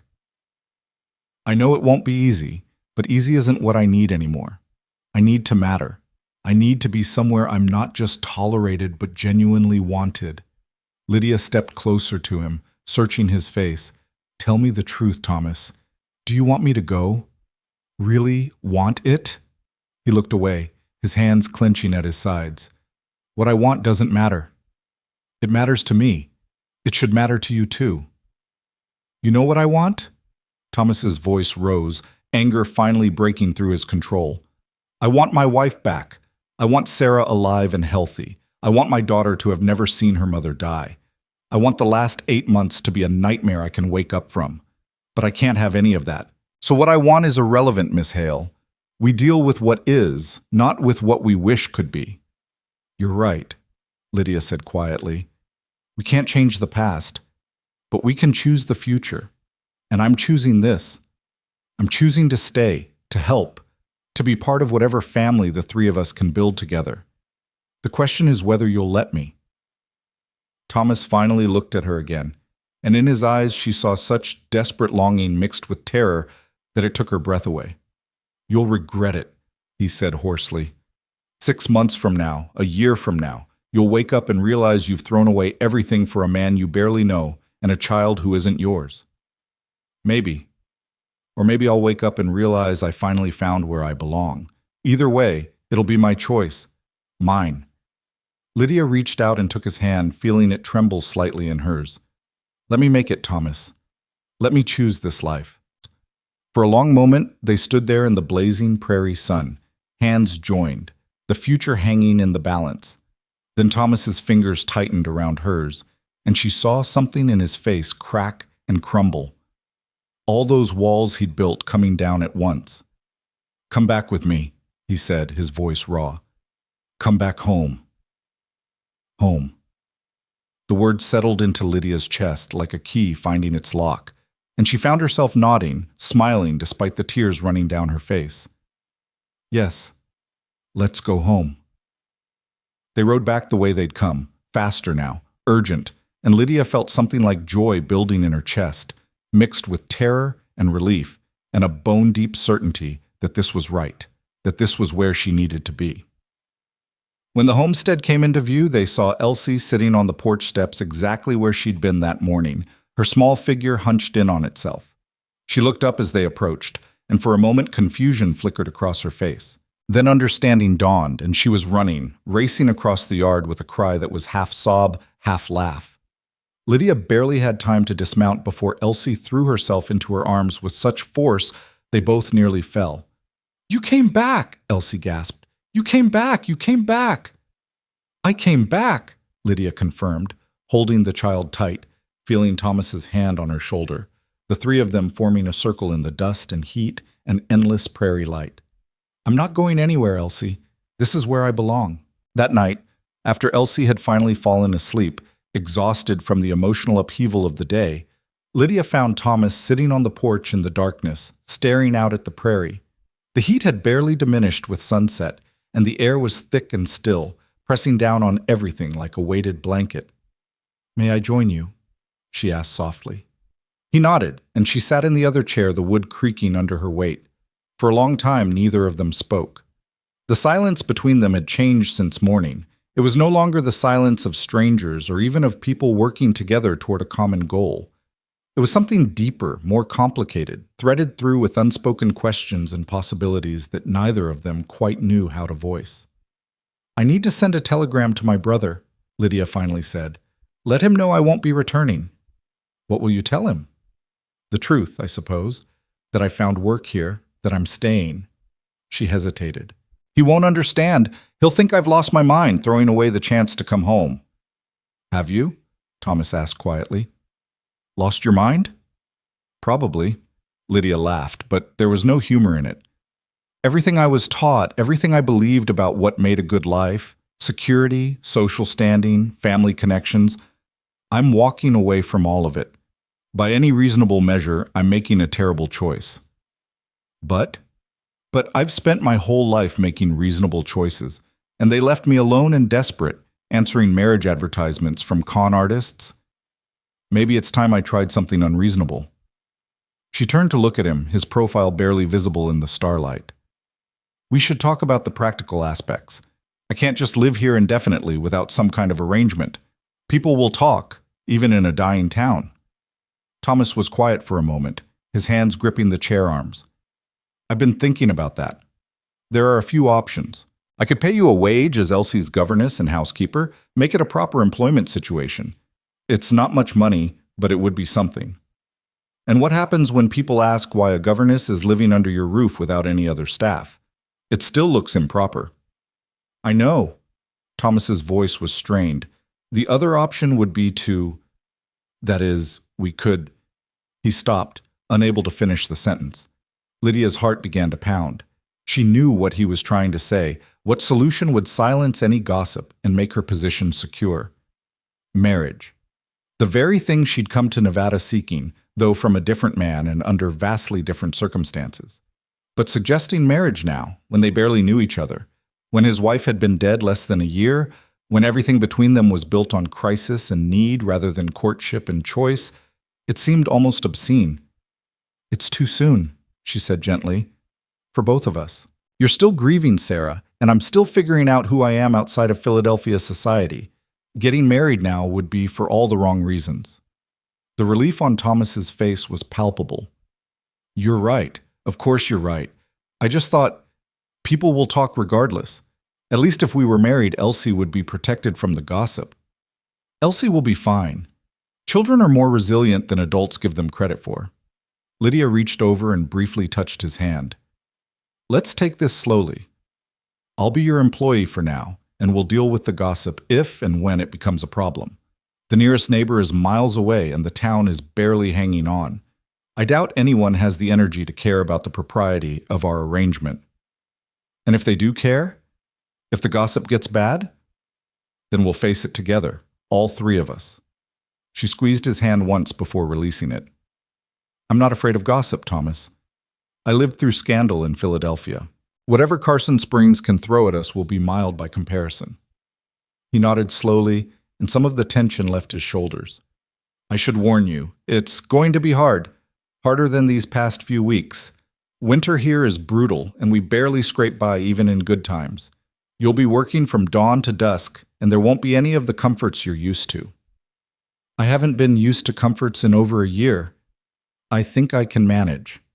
Lydia stood, suddenly exhausted from the day's emotional roller coaster. "I should get some sleep. Tomorrow we start fresh, with everything out in the open." "Lydia?" Thomas's use of her first name stopped her at the door. "Thank you for coming back, for choosing us." "Thank you for letting me," she said softly, and went inside before the tears threatening to spill could fall where he might see them. The next few weeks unfolded with a strange mixture of normalcy and underlying tension. Lydia threw herself into making the homestead functional, attacking projects that had been neglected during Thomas's months of grief-stricken survival. She mended clothes until her fingers ached, worked in the small vegetable garden Sarah had once tended, learned to preserve what little produce they could coax from the harsh soil. Her hands, once soft and pale, became rough and calloused. Her skin darkened from the relentless sun despite the bonnet she wore. She was transforming, becoming someone new, and part of her mourned while another part celebrated. Elsie bloomed under the attention, speaking more each day, though she still had moments of withdrawal when grief would wash over her without warning. Lydia learned to recognize the signs. The way Elsie's eyes would go distant, her hands would still whatever task they'd been doing.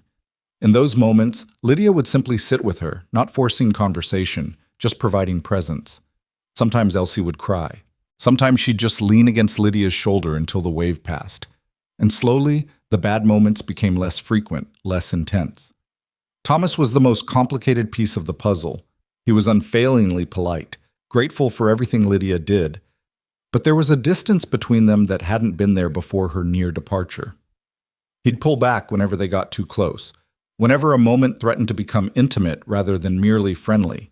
Lydia understood he was protecting himself, maintaining boundaries that kept him safe from further loss. But understanding didn't make it any less frustrating or painful. One afternoon, nearly a month after Lydia's decision to stay, she was hanging laundry when she heard raised voices from inside the house. Thomas and Elsie arguing about something. She hurried inside to find them facing off across the kitchen table, both upset. "What's going on?" Lydia asked. "Papa says I can't go." Elsie's voice was thick with tears. "It's the town social next week, and he says we're not going." Thomas's jaw was tight. "I said we'd see. That's different from a definite no." "It's the same thing. You always say we'll see, and then you find a reason why we can't." Elsie turned to Lydia desperately. "Tell him we should go. Please, Miss Lydia. There'll be music and dancing and other children. I haven't seen anyone my own age in months." Lydia looked at Thomas, trying to read his expression. "What's the social for?" "End of summer celebration. The town has one every year. What's left of the town, anyway. It's at the church hall." His tone suggested he'd rather do anything than attend. "It sounds nice. Why don't you want to go?" Thomas's hands clenched on the table. "Because people will stare. They'll whisper about you, about why you're living here, about whether it's proper. They'll pity Elsie for being motherless and me for being a widower who can't manage on his own. I don't need their pity or their judgment. So we hide out here forever? Never show our faces in town because someone might talk?" Lydia kept her voice gentle but firm. "Thomas, we can't live like hermits. Elsie needs to be around other people, other children. And honestly, so do we. You don't know what it's like. After Sarah died, people wouldn't leave me alone. Bringing food, offering advice, suggesting I should remarry quickly for Elsie's sake. As if any woman could just replace her mother, as if grief worked on a schedule." His voice was bitter with remembered pain.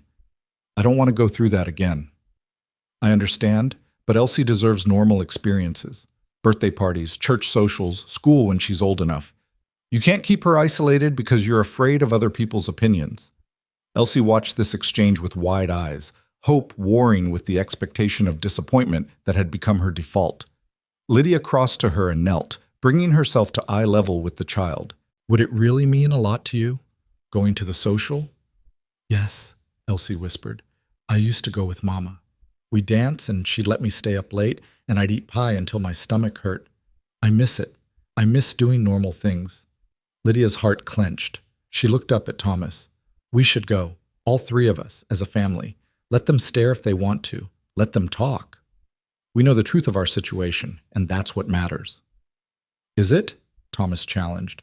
"Because from the outside, the truth looks pretty damning. A single woman living with a widower, no chaperone, no marriage. You think people won't draw conclusions? Let them draw whatever conclusions they want. I know I'm here to help with Elsie, to work for my keep.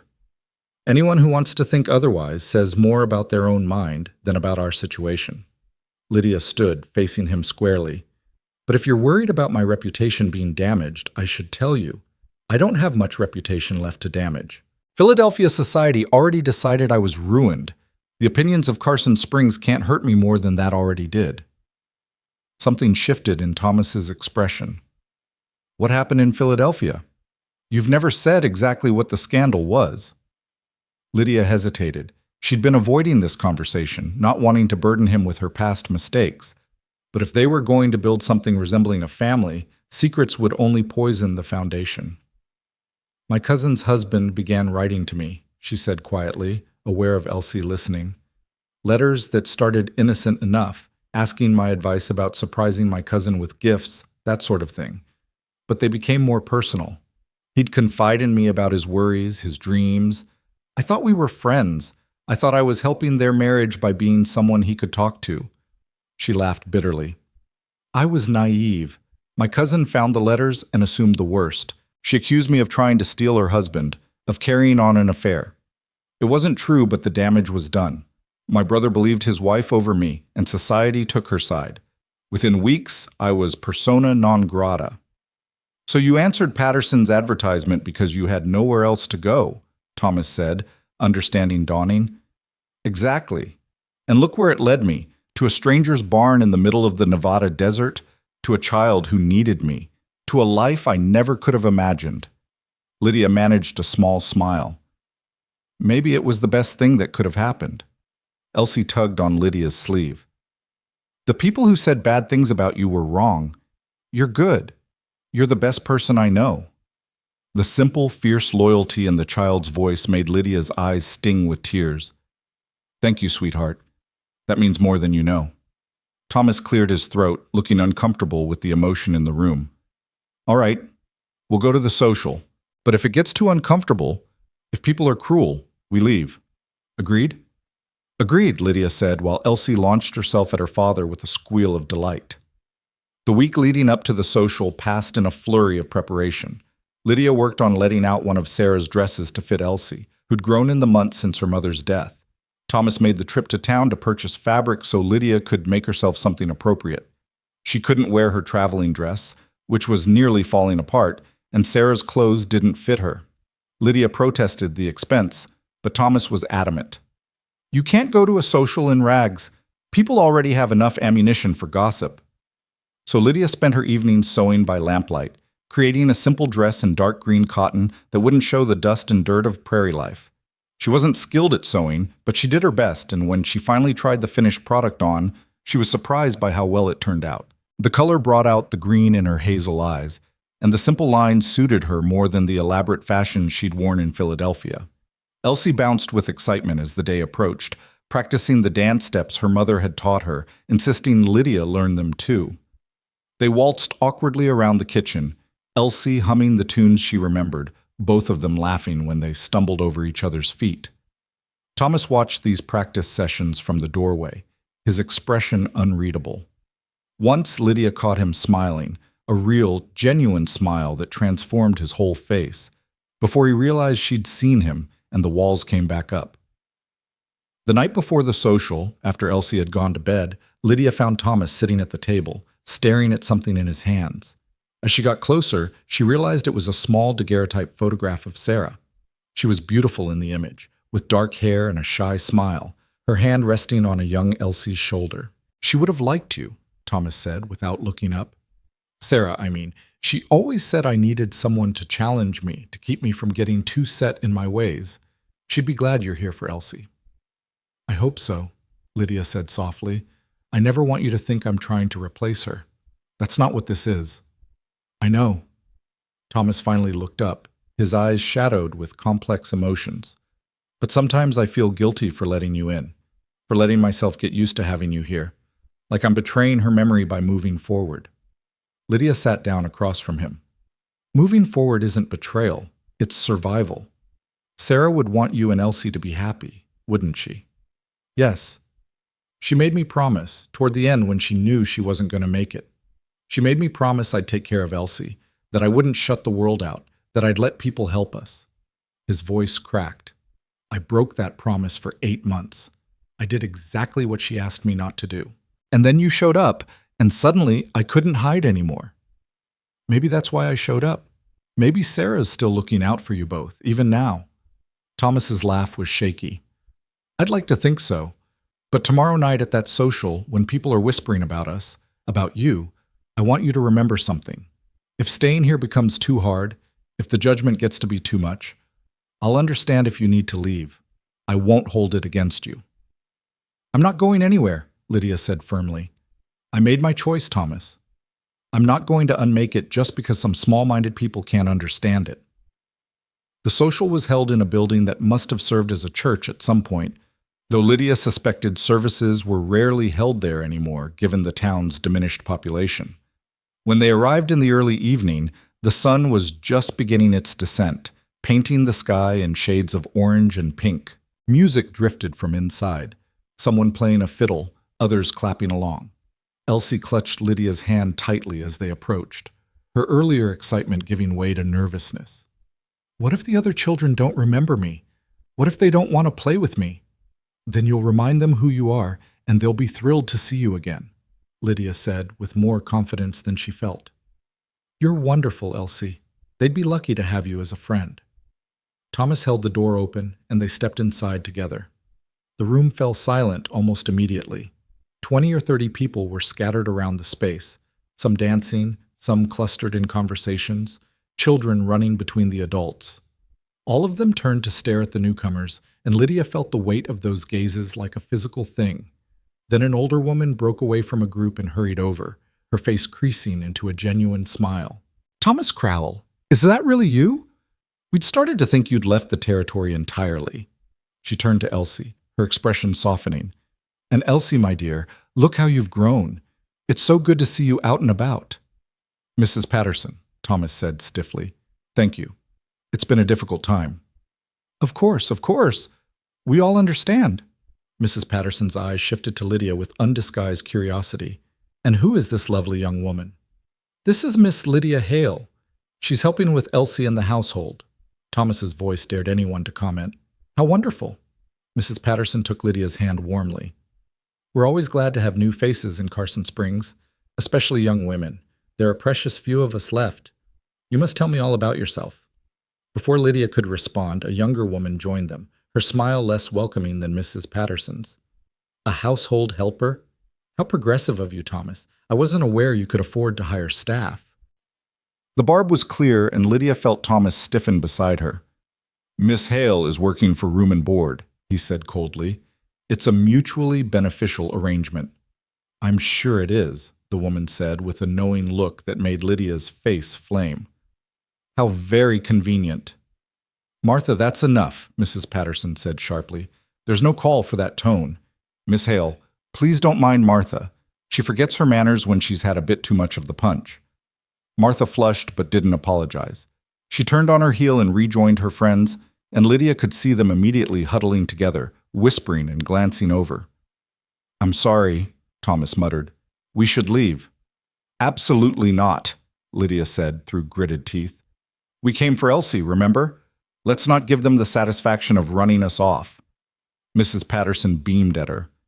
Well said, my dear. Now, Elsie, I believe there are some children your age over by the refreshment table. Why don't you go say hello? Elsie looked at Lydia uncertainly. Will you come with me? Of course. Lydia took her hand, and together they crossed the room, acutely aware of the whispers following them. The children, 3 girls and 2 boys, ranging from about 5 to 9 years old, looked up as they approached. Hi, one of the girls said shyly. Are you Elsie? I remember you from before. Yes, Elsie whispered. This is Miss Lydia. She lives with us now. Is she your new mama? A boy asked with childish directness. No, she's my friend. Elsie's hand tightened on Lydia's. My best friend. The children accepted this easily, as children do, and within minutes Elsie was swept up in their games, running and laughing as if the past months of silence had never happened. Lydia watched, her heart full, until a hand on her elbow made her turn. Thomas stood beside her, holding 2 cups of punch. You should have something to drink. It's warm in here. She accepted the cup gratefully and took a sip. The punch was overly sweet and slightly fermented, but it was wet, and that was enough. Around them, the social resumed its previous energy, though Lydia could still feel curious eyes on them. They're talking about us, she murmured. Let them talk. You were right earlier. We know the truth, and that's what matters. Thomas surprised her by moving slightly closer, a subtle statement of solidarity. Besides, you look beautiful tonight. Let them talk about that instead. The compliment caught Lydia completely off guard. She looked at him, searching his face for sarcasm or mockery, but found only sincerity. "Thank you," she managed. "That's... You didn't have to say that." "I know, but it's true." He looked away, suddenly uncomfortable. "Sarah used to say I didn't compliment her enough, that I took her for granted. I don't want to make that mistake again." Before Lydia could respond, the fiddler struck up a new tune, and couples began forming on the makeshift dance floor. Thomas set down his cup and held out his hand with visible reluctance. "Would you dance? People are less likely to gossip if we act normal." "Is that the only reason?" Lydia asked, taking his hand and letting him lead her to the floor. "No," he admitted quietly as they began to move together. I wanted to." Dancing with Thomas was different from the practice sessions with Elsie. He held her properly, but carefully, as if she were made of glass and might shatter at too firm a touch. Lydia found herself acutely aware of every point of contact, his hand on her waist, her hand in his, the small space between them that felt both too much and not enough. "You're a good dancer," she said, needing to break the charged silence. "Sarah taught me. I had 2 left feet when we married, and she was patient enough to train me." A shadow passed over his face. "This is the first time I've danced since she died. We can stop if it's too painful." "No." His grip on her hand tightened slightly. "It hurts, but it also feels right, like I'm honoring her memory by living instead of just existing." They danced through 2 more songs, and gradually Lydia noticed Thomas relaxing, the rigid tension leaving his shoulders. Once she even saw him smile at something she said, a real smile that reached his eyes. And when the music ended and they stepped apart, she felt the loss of his touch like a physical thing. The evening progressed with surprising pleasantness. Mrs. Patterson introduced Lydia to several other women, most of whom were polite if reserved. A few were openly curious, asking pointed questions about her background and her plans, but Lydia answered them honestly without shame. Yes, she'd come from Philadelphia. Yes, she'd been engaged to Mr. Patterson before discovering he'd fled town. Yes, she was living at the Crowell homestead, helping with the household and Elsie's education. No, she didn't know how long she'd be staying. One day at a time. As the night wore on and the punch continued to flow, the atmosphere loosened considerably.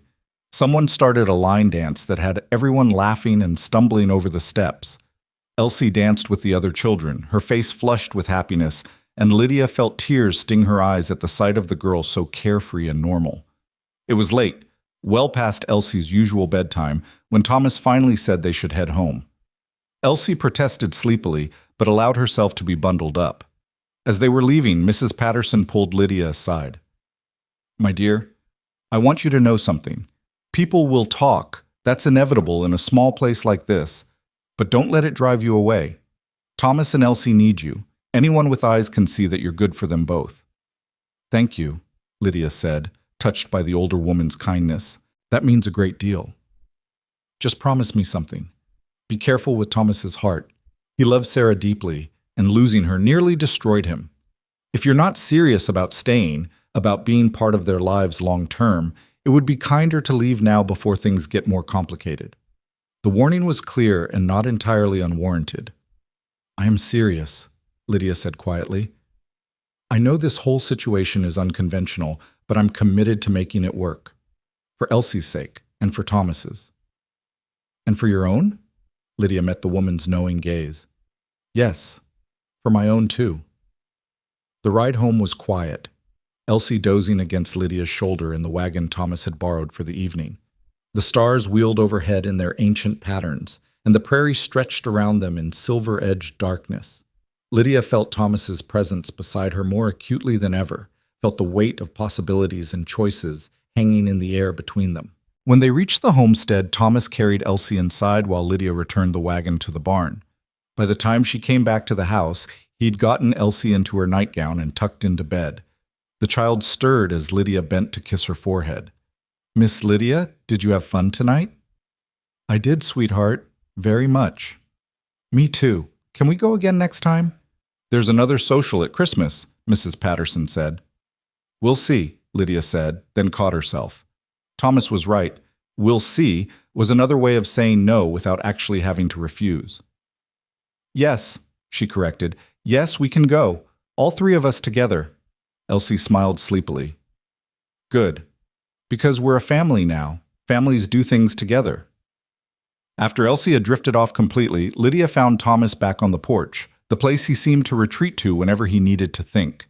She joined him without asking permission, and for a long time they simply sat together in companionable silence. "She's getting attached to you," Thomas finally said. "More attached than is probably wise." "I'm attached to her too, to both of you. That's what worries me." Thomas turned to face her, his expression serious in the dim light. "Lydia, I need to know. Are you staying because you want to or because you feel obligated? Because if it's obligation, that's not enough foundation for what we're building here." "It's not obligation," Lydia said firmly. "At first, maybe it was. But now I stay because this feels like home, in a way Philadelphia never did. I stay because Elsie's laughter makes my heart feel full. I stay because—" She hesitated, uncertain how much to reveal. "Because why?" Thomas pressed. "Because when I'm with you, I feel less alone. Because you make me want to be brave enough to build something real instead of just surviving." She looked at him directly. "Because I'm falling in love with this life, Thomas. With all of it, the hard work and the isolation, and the possibility of becoming something more than I was." Thomas's breath caught audibly. "And what about me? Is it just the life you're falling for, or—" He couldn't seem to finish the question. Lydia's heart was pounding so hard she was certain he must be able to hear it. This was the moment, she realized. The moment when everything either moved forward or stayed forever frozen in careful friendship. She could retreat, play it safe, keep things as they were. Or she could be honest, take the risk, and see what happened. "Both," she whispered. "I'm falling for both. The life and the man." For a heartbeat, Thomas didn't move. Then he reached over and took her hand, his fingers warm and calloused against hers. "I'm not ready," he said roughly. "To love again, to move on completely. Sarah's only been gone 8 months. It feels too soon, too wrong." "I know, and I'm not asking you to be ready. I'm just telling you the truth. The truth is complicated for me too, because when I'm with you, I feel guilty for not grieving hard enough. And when I'm grieving, I feel guilty for not appreciating what you've brought into our lives." His thumb traced small circles on the back of her hand. "I don't know how to balance it all." "Maybe you don't have to balance it. Maybe you just have to feel what you feel and trust that it's okay to be confused and hurt and hopeful all at once." Lydia squeezed his hand. "We don't have to figure everything out tonight, Thomas. We can take our time." "Can we?" "Because Elsie's already decided you're her new mother, and the town's already decided we're living in sin, and I'm already so used to you being here that I can't remember what life was like before." His voice broke slightly. "What if I mess this up? What if I hurt you, or you hurt Elsie, or everything falls apart anyway, despite our best intentions?" "Then it falls apart. But at least we'll have tried." Lydia shifted closer, bridging the careful distance between them. "I'm not Sarah, Thomas. I'll never be her, and I don't want to be. But maybe I can be something else, something good in my own way." Thomas looked at her for a long moment, his eyes searching her face as if trying to memorize every detail. Then, slowly, carefully, he leaned forward and pressed a kiss to her forehead. It was chaste, almost brotherly, but it held a promise of something more to come when the time was right. "One day at a time," he murmured against her skin. "We'll figure this out one day at a time." "One day at a time," Lydia agreed, and let herself lean into him, feeling his arm come around her shoulders, anchoring her to this new life she was building. Above them, the stars continued their eternal dance, and the prairie breathed its ancient rhythms, and two broken people sat together in the darkness, learning slowly how to heal. The weeks following the social brought a subtle shift to the homestead, like the change in air pressure before a storm breaks. Thomas no longer retreated quite so far when Lydia came near. Their hands would brush during ordinary tasks, passing a dish, reaching for the same tool, and neither would pull away immediately. Elsie noticed, of course, and her drawings began to show the three of them standing closer together, sometimes with their hands joined in an unbroken circle.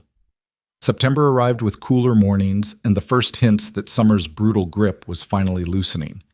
Lydia had been at the homestead for nearly 2 months now, and the rhythm of their days had become so familiar she sometimes forgot she'd ever lived any other way.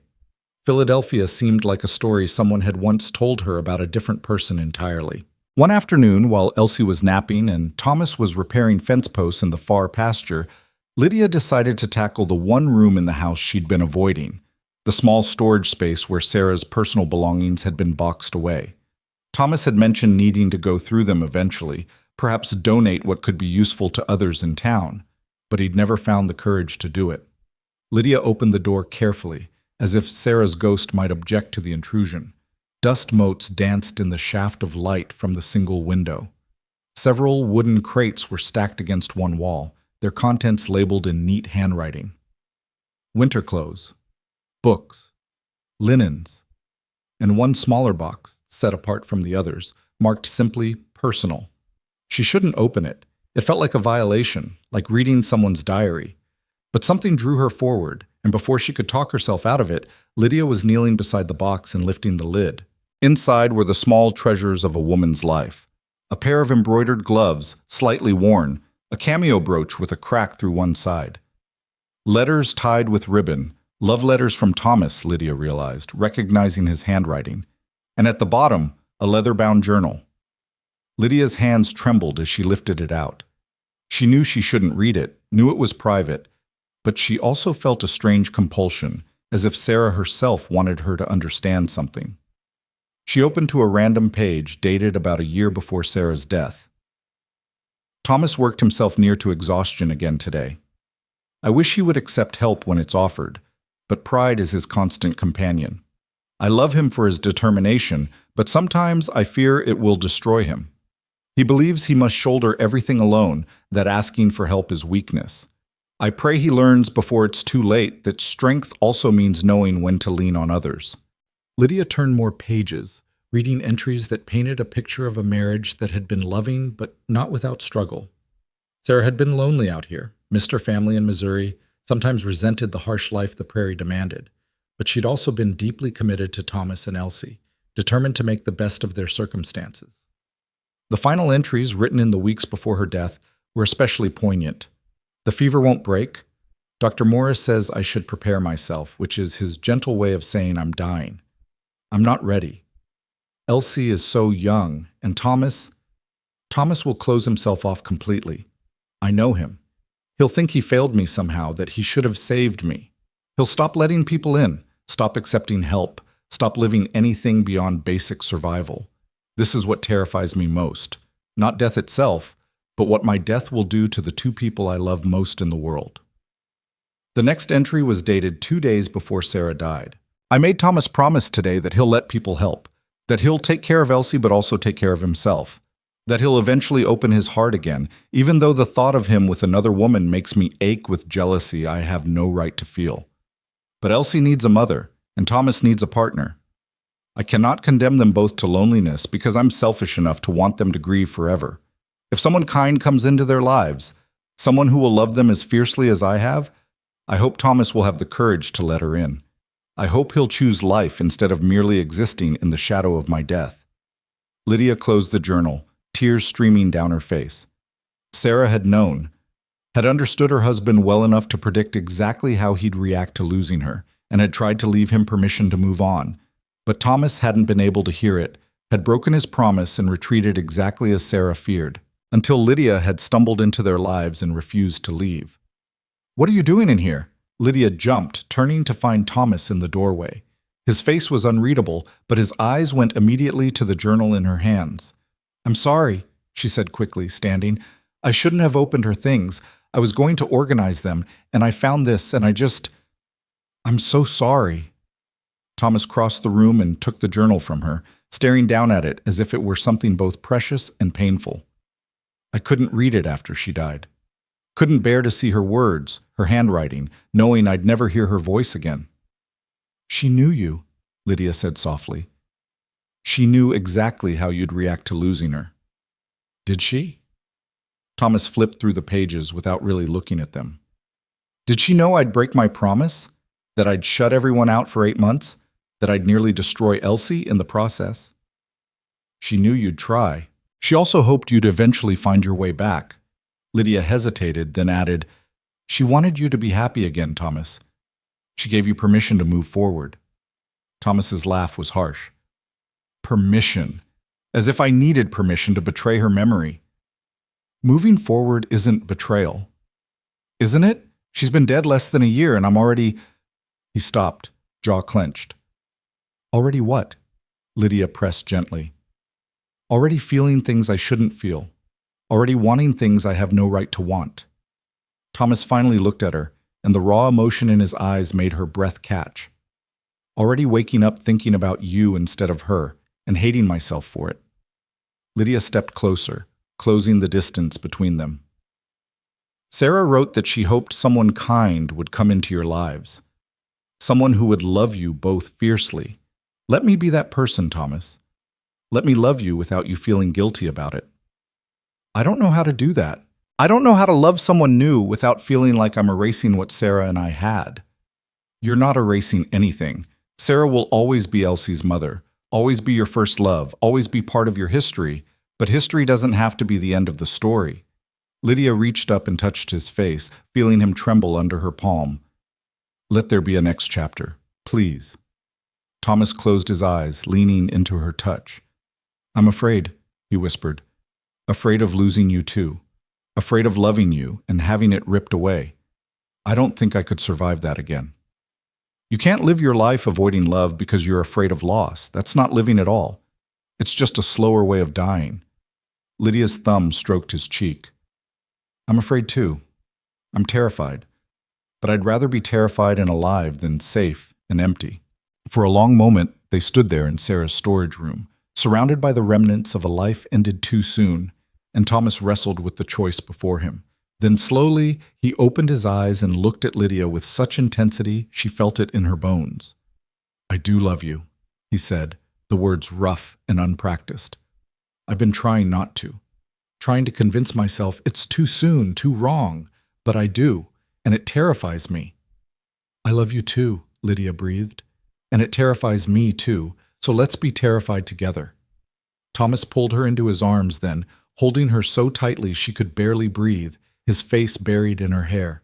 She felt his chest heave with emotion he'd been holding back for too long, felt dampness on her neck that might have been tears. They stood like that for several minutes, just holding each other, letting the weight of everything they'd been carrying finally settle into shared burden instead of solitary suffering. When they finally pulled apart, Thomas kept one hand on Lydia's face, his expression wondering. Sarah would have liked you, he said again, but this time it sounded different. Not like an observation, but like a blessing.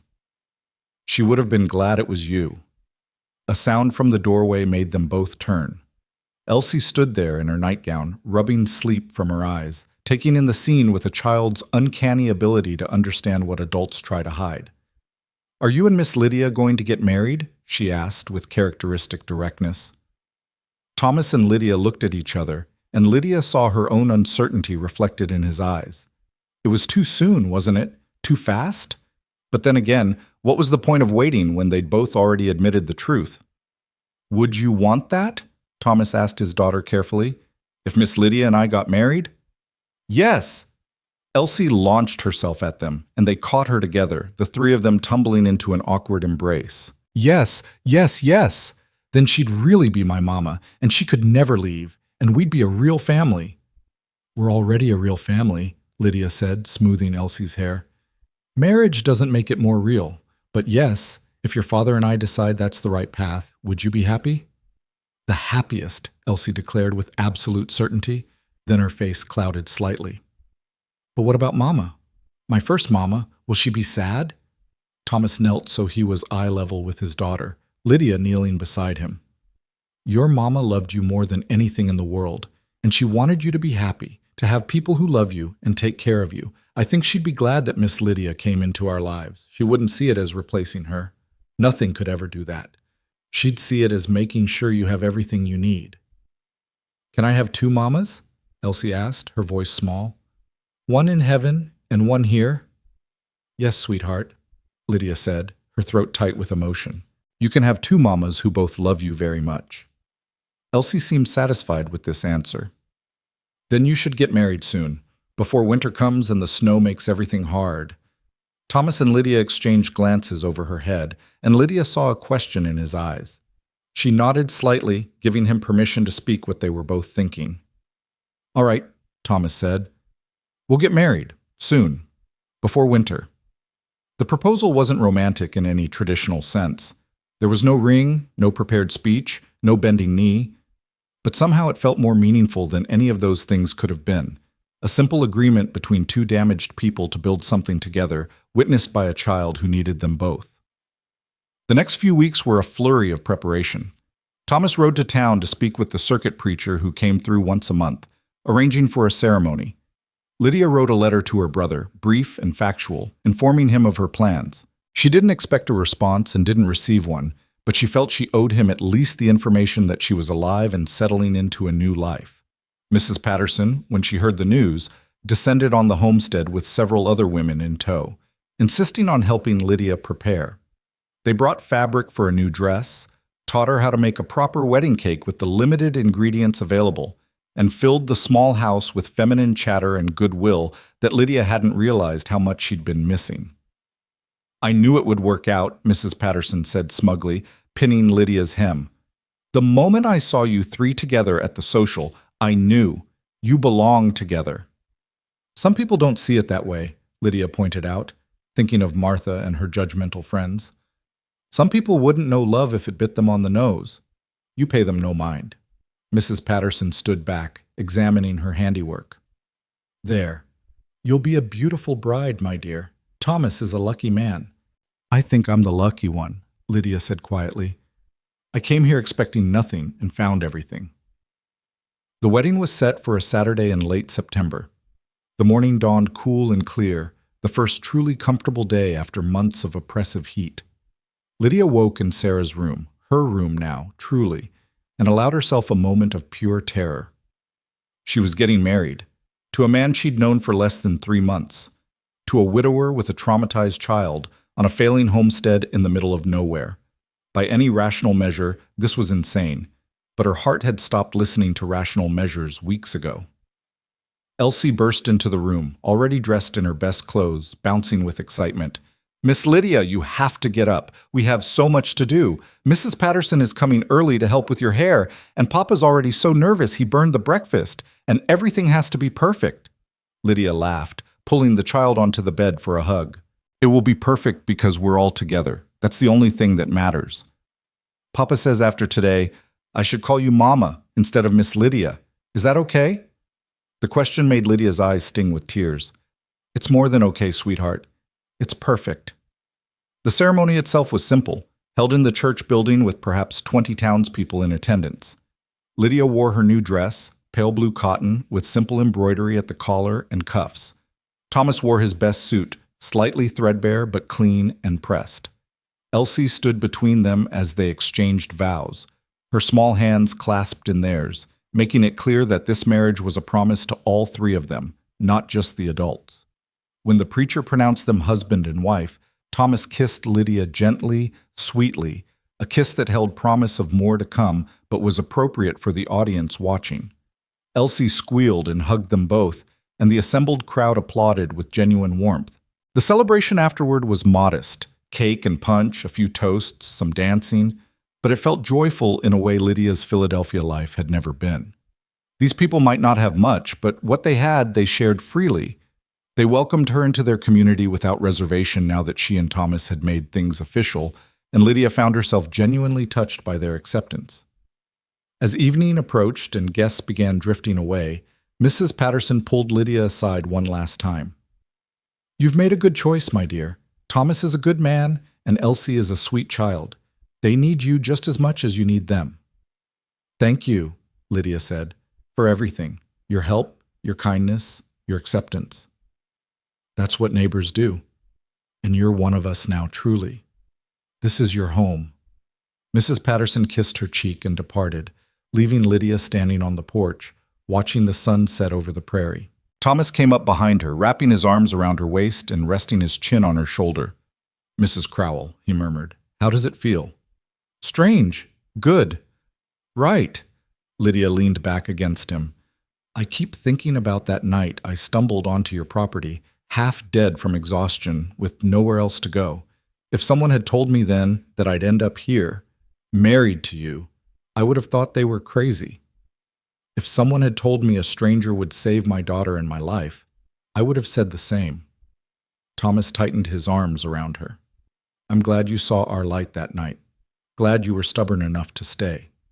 Me too. Lydia turned in his embrace, looking up at him. I love you, Thomas Crowell, and I'm going to spend the rest of my life proving that coming here was the best decision I ever made. I love you too, more than I thought I could love again. He kissed her forehead, her nose, finally her lips. Thank you for choosing us, for choosing this life. Where else would I be? Lydia smiled. This is home. Inside they found Elsie had fallen asleep in her clothes on the sofa, exhausted from the excitement of the day. Thomas carried her to bed while Lydia changed into her nightgown, and when he returned to their room now, no longer just his or just Sarah's, but something new and shared, he found her sitting on the edge of the bed looking nervous. Are you all right? He asked gently. Yes, just thinking about how much has changed, how different this all is from what I expected my life to be. Thomas sat beside her, taking her hand. Do you regret it? Not for a second, but I am a little scared of what comes next. Winter, you said, is brutal here, and we're barely scraping by as it is. What if I can't handle it? What if I fail you both? Then we'll fail together, and we'll pick ourselves up and try again. Thomas lifted her hand to his lips. I'm not promising you an easy life, Lydia. I can't. But I can promise that whatever comes, we'll face it together, all three of us. That's worth more than easy. Yes, Lydia agreed softly. It is. That night, as they lay together in the darkness, listening to the familiar sounds of the homestead settling around them, Lydia felt a peace she'd never known before. It wasn't the absence of fear or uncertainty. Those still existed, hovering at the edges of her consciousness. It was the presence of belonging, of knowing that she had a place and people who needed her as much as she needed them. The months that followed brought challenges, just as Thomas had warned. Winter descended with fierce cold that made the summers seem merciful by comparison. They huddled close to the fire, rationing their fuel, making every resource stretch further than seemed possible. There were days when Lydia's hands were so cold she could barely feel them, when the wind howled so loudly conversation was impossible, when she wondered if spring would ever come. But there were also moments of profound beauty, mornings when the snow transformed the harsh prairie into something ethereal and magical. Evenings gathered around the fire, Elsie tucked between her parents, listening to stories or working on lessons, the three of them learning to move together like a single organism, anticipating each other's needs, sharing work and worry and small joys.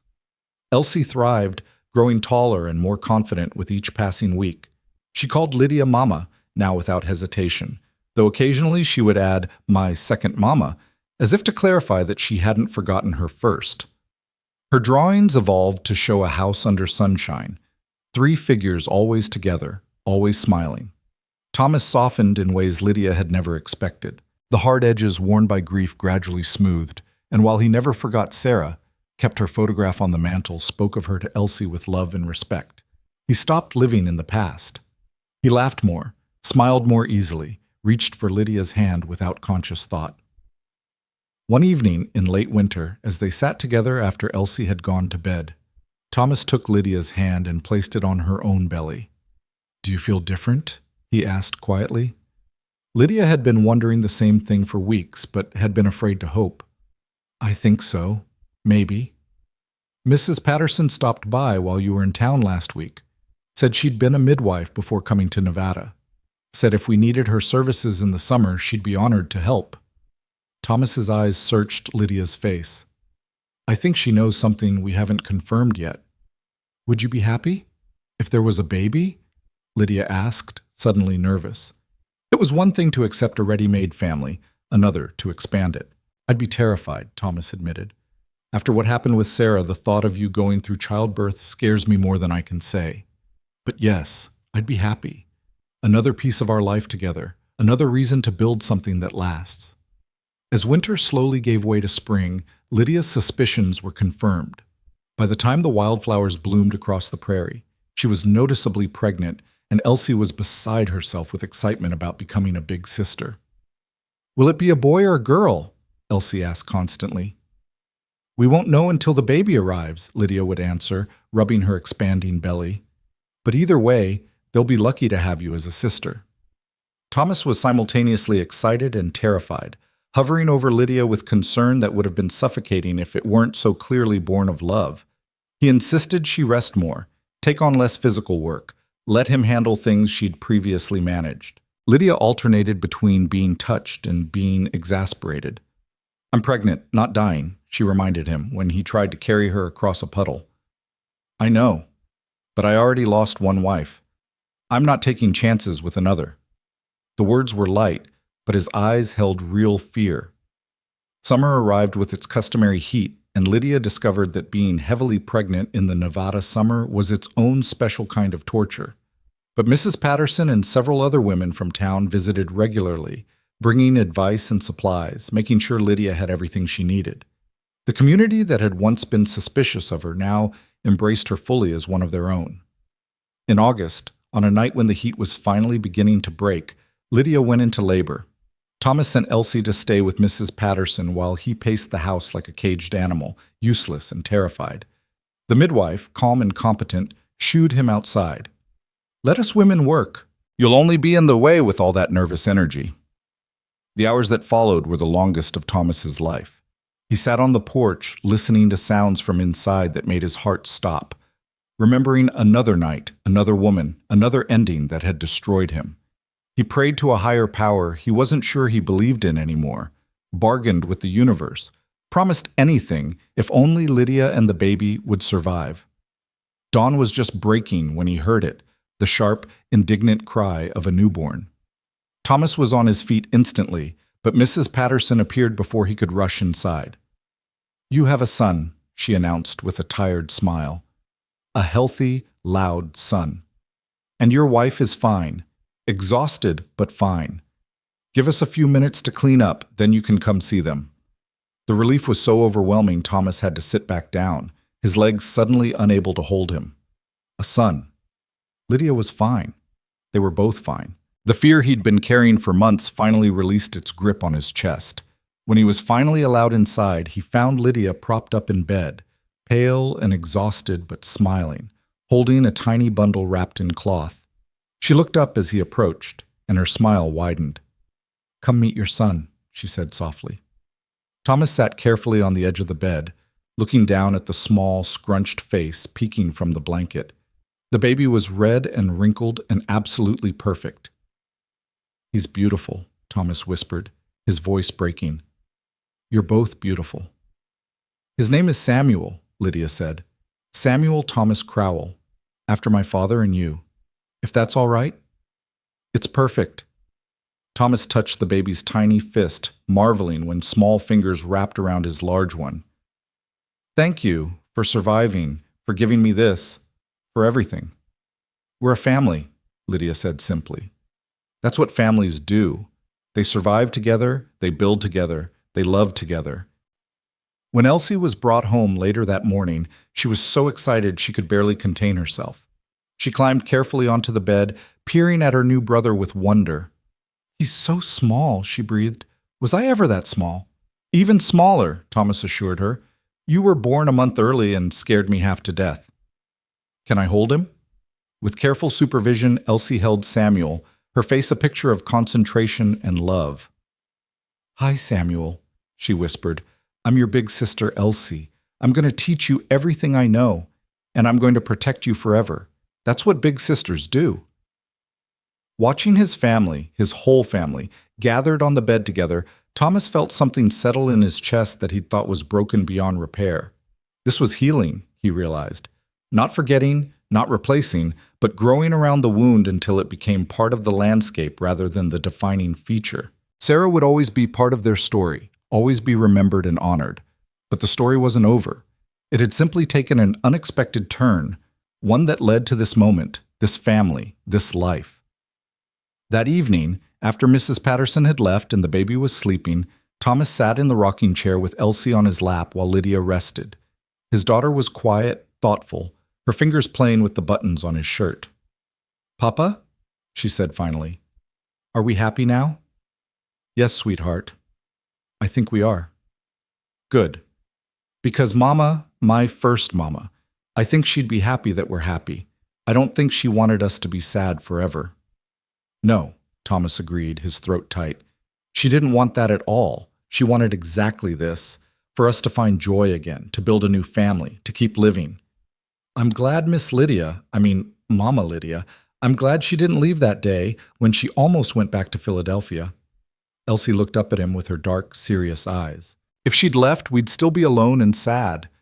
But she stayed, and now we have baby Samuel, and we're a real family again." "We were always a real family," Thomas corrected gently. "But yes, I'm glad she stayed too. It was the bravest thing she could have done." As autumn arrived and the heat finally broke completely, the Crowell family settled into their new normal. Samuel grew and thrived. Elsie started lessons in town with other children her age, and Thomas managed to secure steady work with a ranch nearby, bringing in income that made their survival less precarious. Lydia, recovered from childbirth, threw herself back into managing the household, now with the added complexity of a baby's needs. The homestead that had seemed so desolate and lonely when Lydia first stumbled onto it was now filled with life and laughter. Laundry flapped on the line, so much laundry with a baby in the house. The vegetable garden Lydia had nursed back to health provided fresh produce. The sound of Elsie's voice raised in song while she did her chores drifted through open windows. One evening in late October, with winter's approach making the air crisp and clean, the whole family sat on the porch together. Thomas held Samuel while Elsie sat on Lydia's lap, and they watched the sun set over the prairie, painting the sky in shades of gold and pink and purple. "Tell the story again," Elsie requested, "about how Mama Lydia came here." It had become one of her favorite stories, the tale of how their family had been formed. Lydia smiled and began the familiar narrative. "Once upon a time, there was a woman who was lost. She'd traveled a very long way, expecting to find one thing, but instead she found something else entirely. She found a little girl who needed someone to love her, and a man who'd forgotten how to hope, and a home that needed filling with life again." "And she almost left," Elsie prompted. "Yes, she almost left. She was scared, and thought she should go back to where she came from, but a very brave little girl stopped her and asked her to stay. And even though staying seemed impossible and frightening, the woman decided to be brave too. She decided to choose love instead of safety, family instead of security. And they all lived happily ever after," Elsie finished with satisfaction. "Not quite," Lydia corrected gently. "They all lived. That's the most important part. Sometimes happily, sometimes not so happily, but always together, always as a family."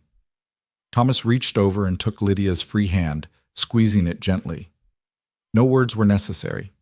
Everything that needed to be said lived in that simple touch, in the way they'd learned to communicate in glances and small gestures, in the life they'd built from broken pieces and desperate hope. As darkness fell and the first stars appeared, they remained on the porch, reluctant to go inside and end the perfect moment. The prairie stretched around them, vast and endless, but it no longer felt isolating. It felt like possibility, like freedom, like home. Elsie fell asleep first, her head heavy on Lydia's shoulder. Thomas stood and carefully gathered her in his arms, carrying her inside to bed. When he returned, he took Samuel from Lydia, the baby also sleeping soundly, and disappeared to put him in his cradle. Lydia remained on the porch, rocking slowly, breathing in the cool night air. Thomas came back one more time, sitting beside her and pulling her against his side. "What are you thinking about?" he asked quietly. "About how strange life is. How one moment can change everything. If I'd waited another day to leave Philadelphia, I might have missed Patterson's train. If I'd turned back instead of following your light that first night. If you'd refused to let me stay, or if I'd gone back to Philadelphia when I had the chance. So many moments where things could have gone differently. But they didn't. You're here. We're here. That's what matters." "Yes," Lydia agreed softly. "That's what matters." They sat together in comfortable silence, watching the stars wheel overhead in their ancient patterns, and Lydia thought about the journey that had brought her here. From Philadelphia to Nevada, from scandal to redemption, from loneliness to belonging. It hadn't been the path she'd planned or expected.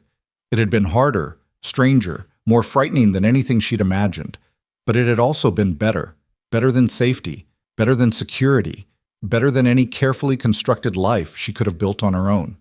She'd come to Nevada expecting a husband and found a family instead. She'd expected comfort and found purpose. She'd expected an ending and found a beginning. And on a remote homestead at the edge of nowhere, surrounded by prairie and sky and the people she'd chosen to love, Lydia Hale Crowell finally understood what home really meant. Not a place, not a building, not even a town or a territory. Home was wherever the people you loved were gathered, wherever hearts beat in rhythm, wherever someone held your hand and promised that whatever came next, you'd face it together. The night deepened around them, but inside the small house, light glowed warm and steady. A lantern in the window, visible for miles across the dark prairie. Not a beacon for lost travelers anymore, but a symbol of something found, something built, something that would endure. Inside, 2 children slept peacefully. Outside, 2 adults sat together, no longer alone, no longer afraid. And somewhere in the vast Nevada sky, perhaps Sarah looked down and smiled, seeing the life she'd hoped for her family, the healing she'd wished for Thomas, the love she'd known Elsie deserved. The story that had begun with departure ended with arrival. The woman who'd tried to leave quietly had learned instead how to stay loudly, fully, with her whole heart. And the little girl who'd whispered, "Please don't let us be alone again," would never have to whisper those words again. They were home, all of them, together, and that was enough.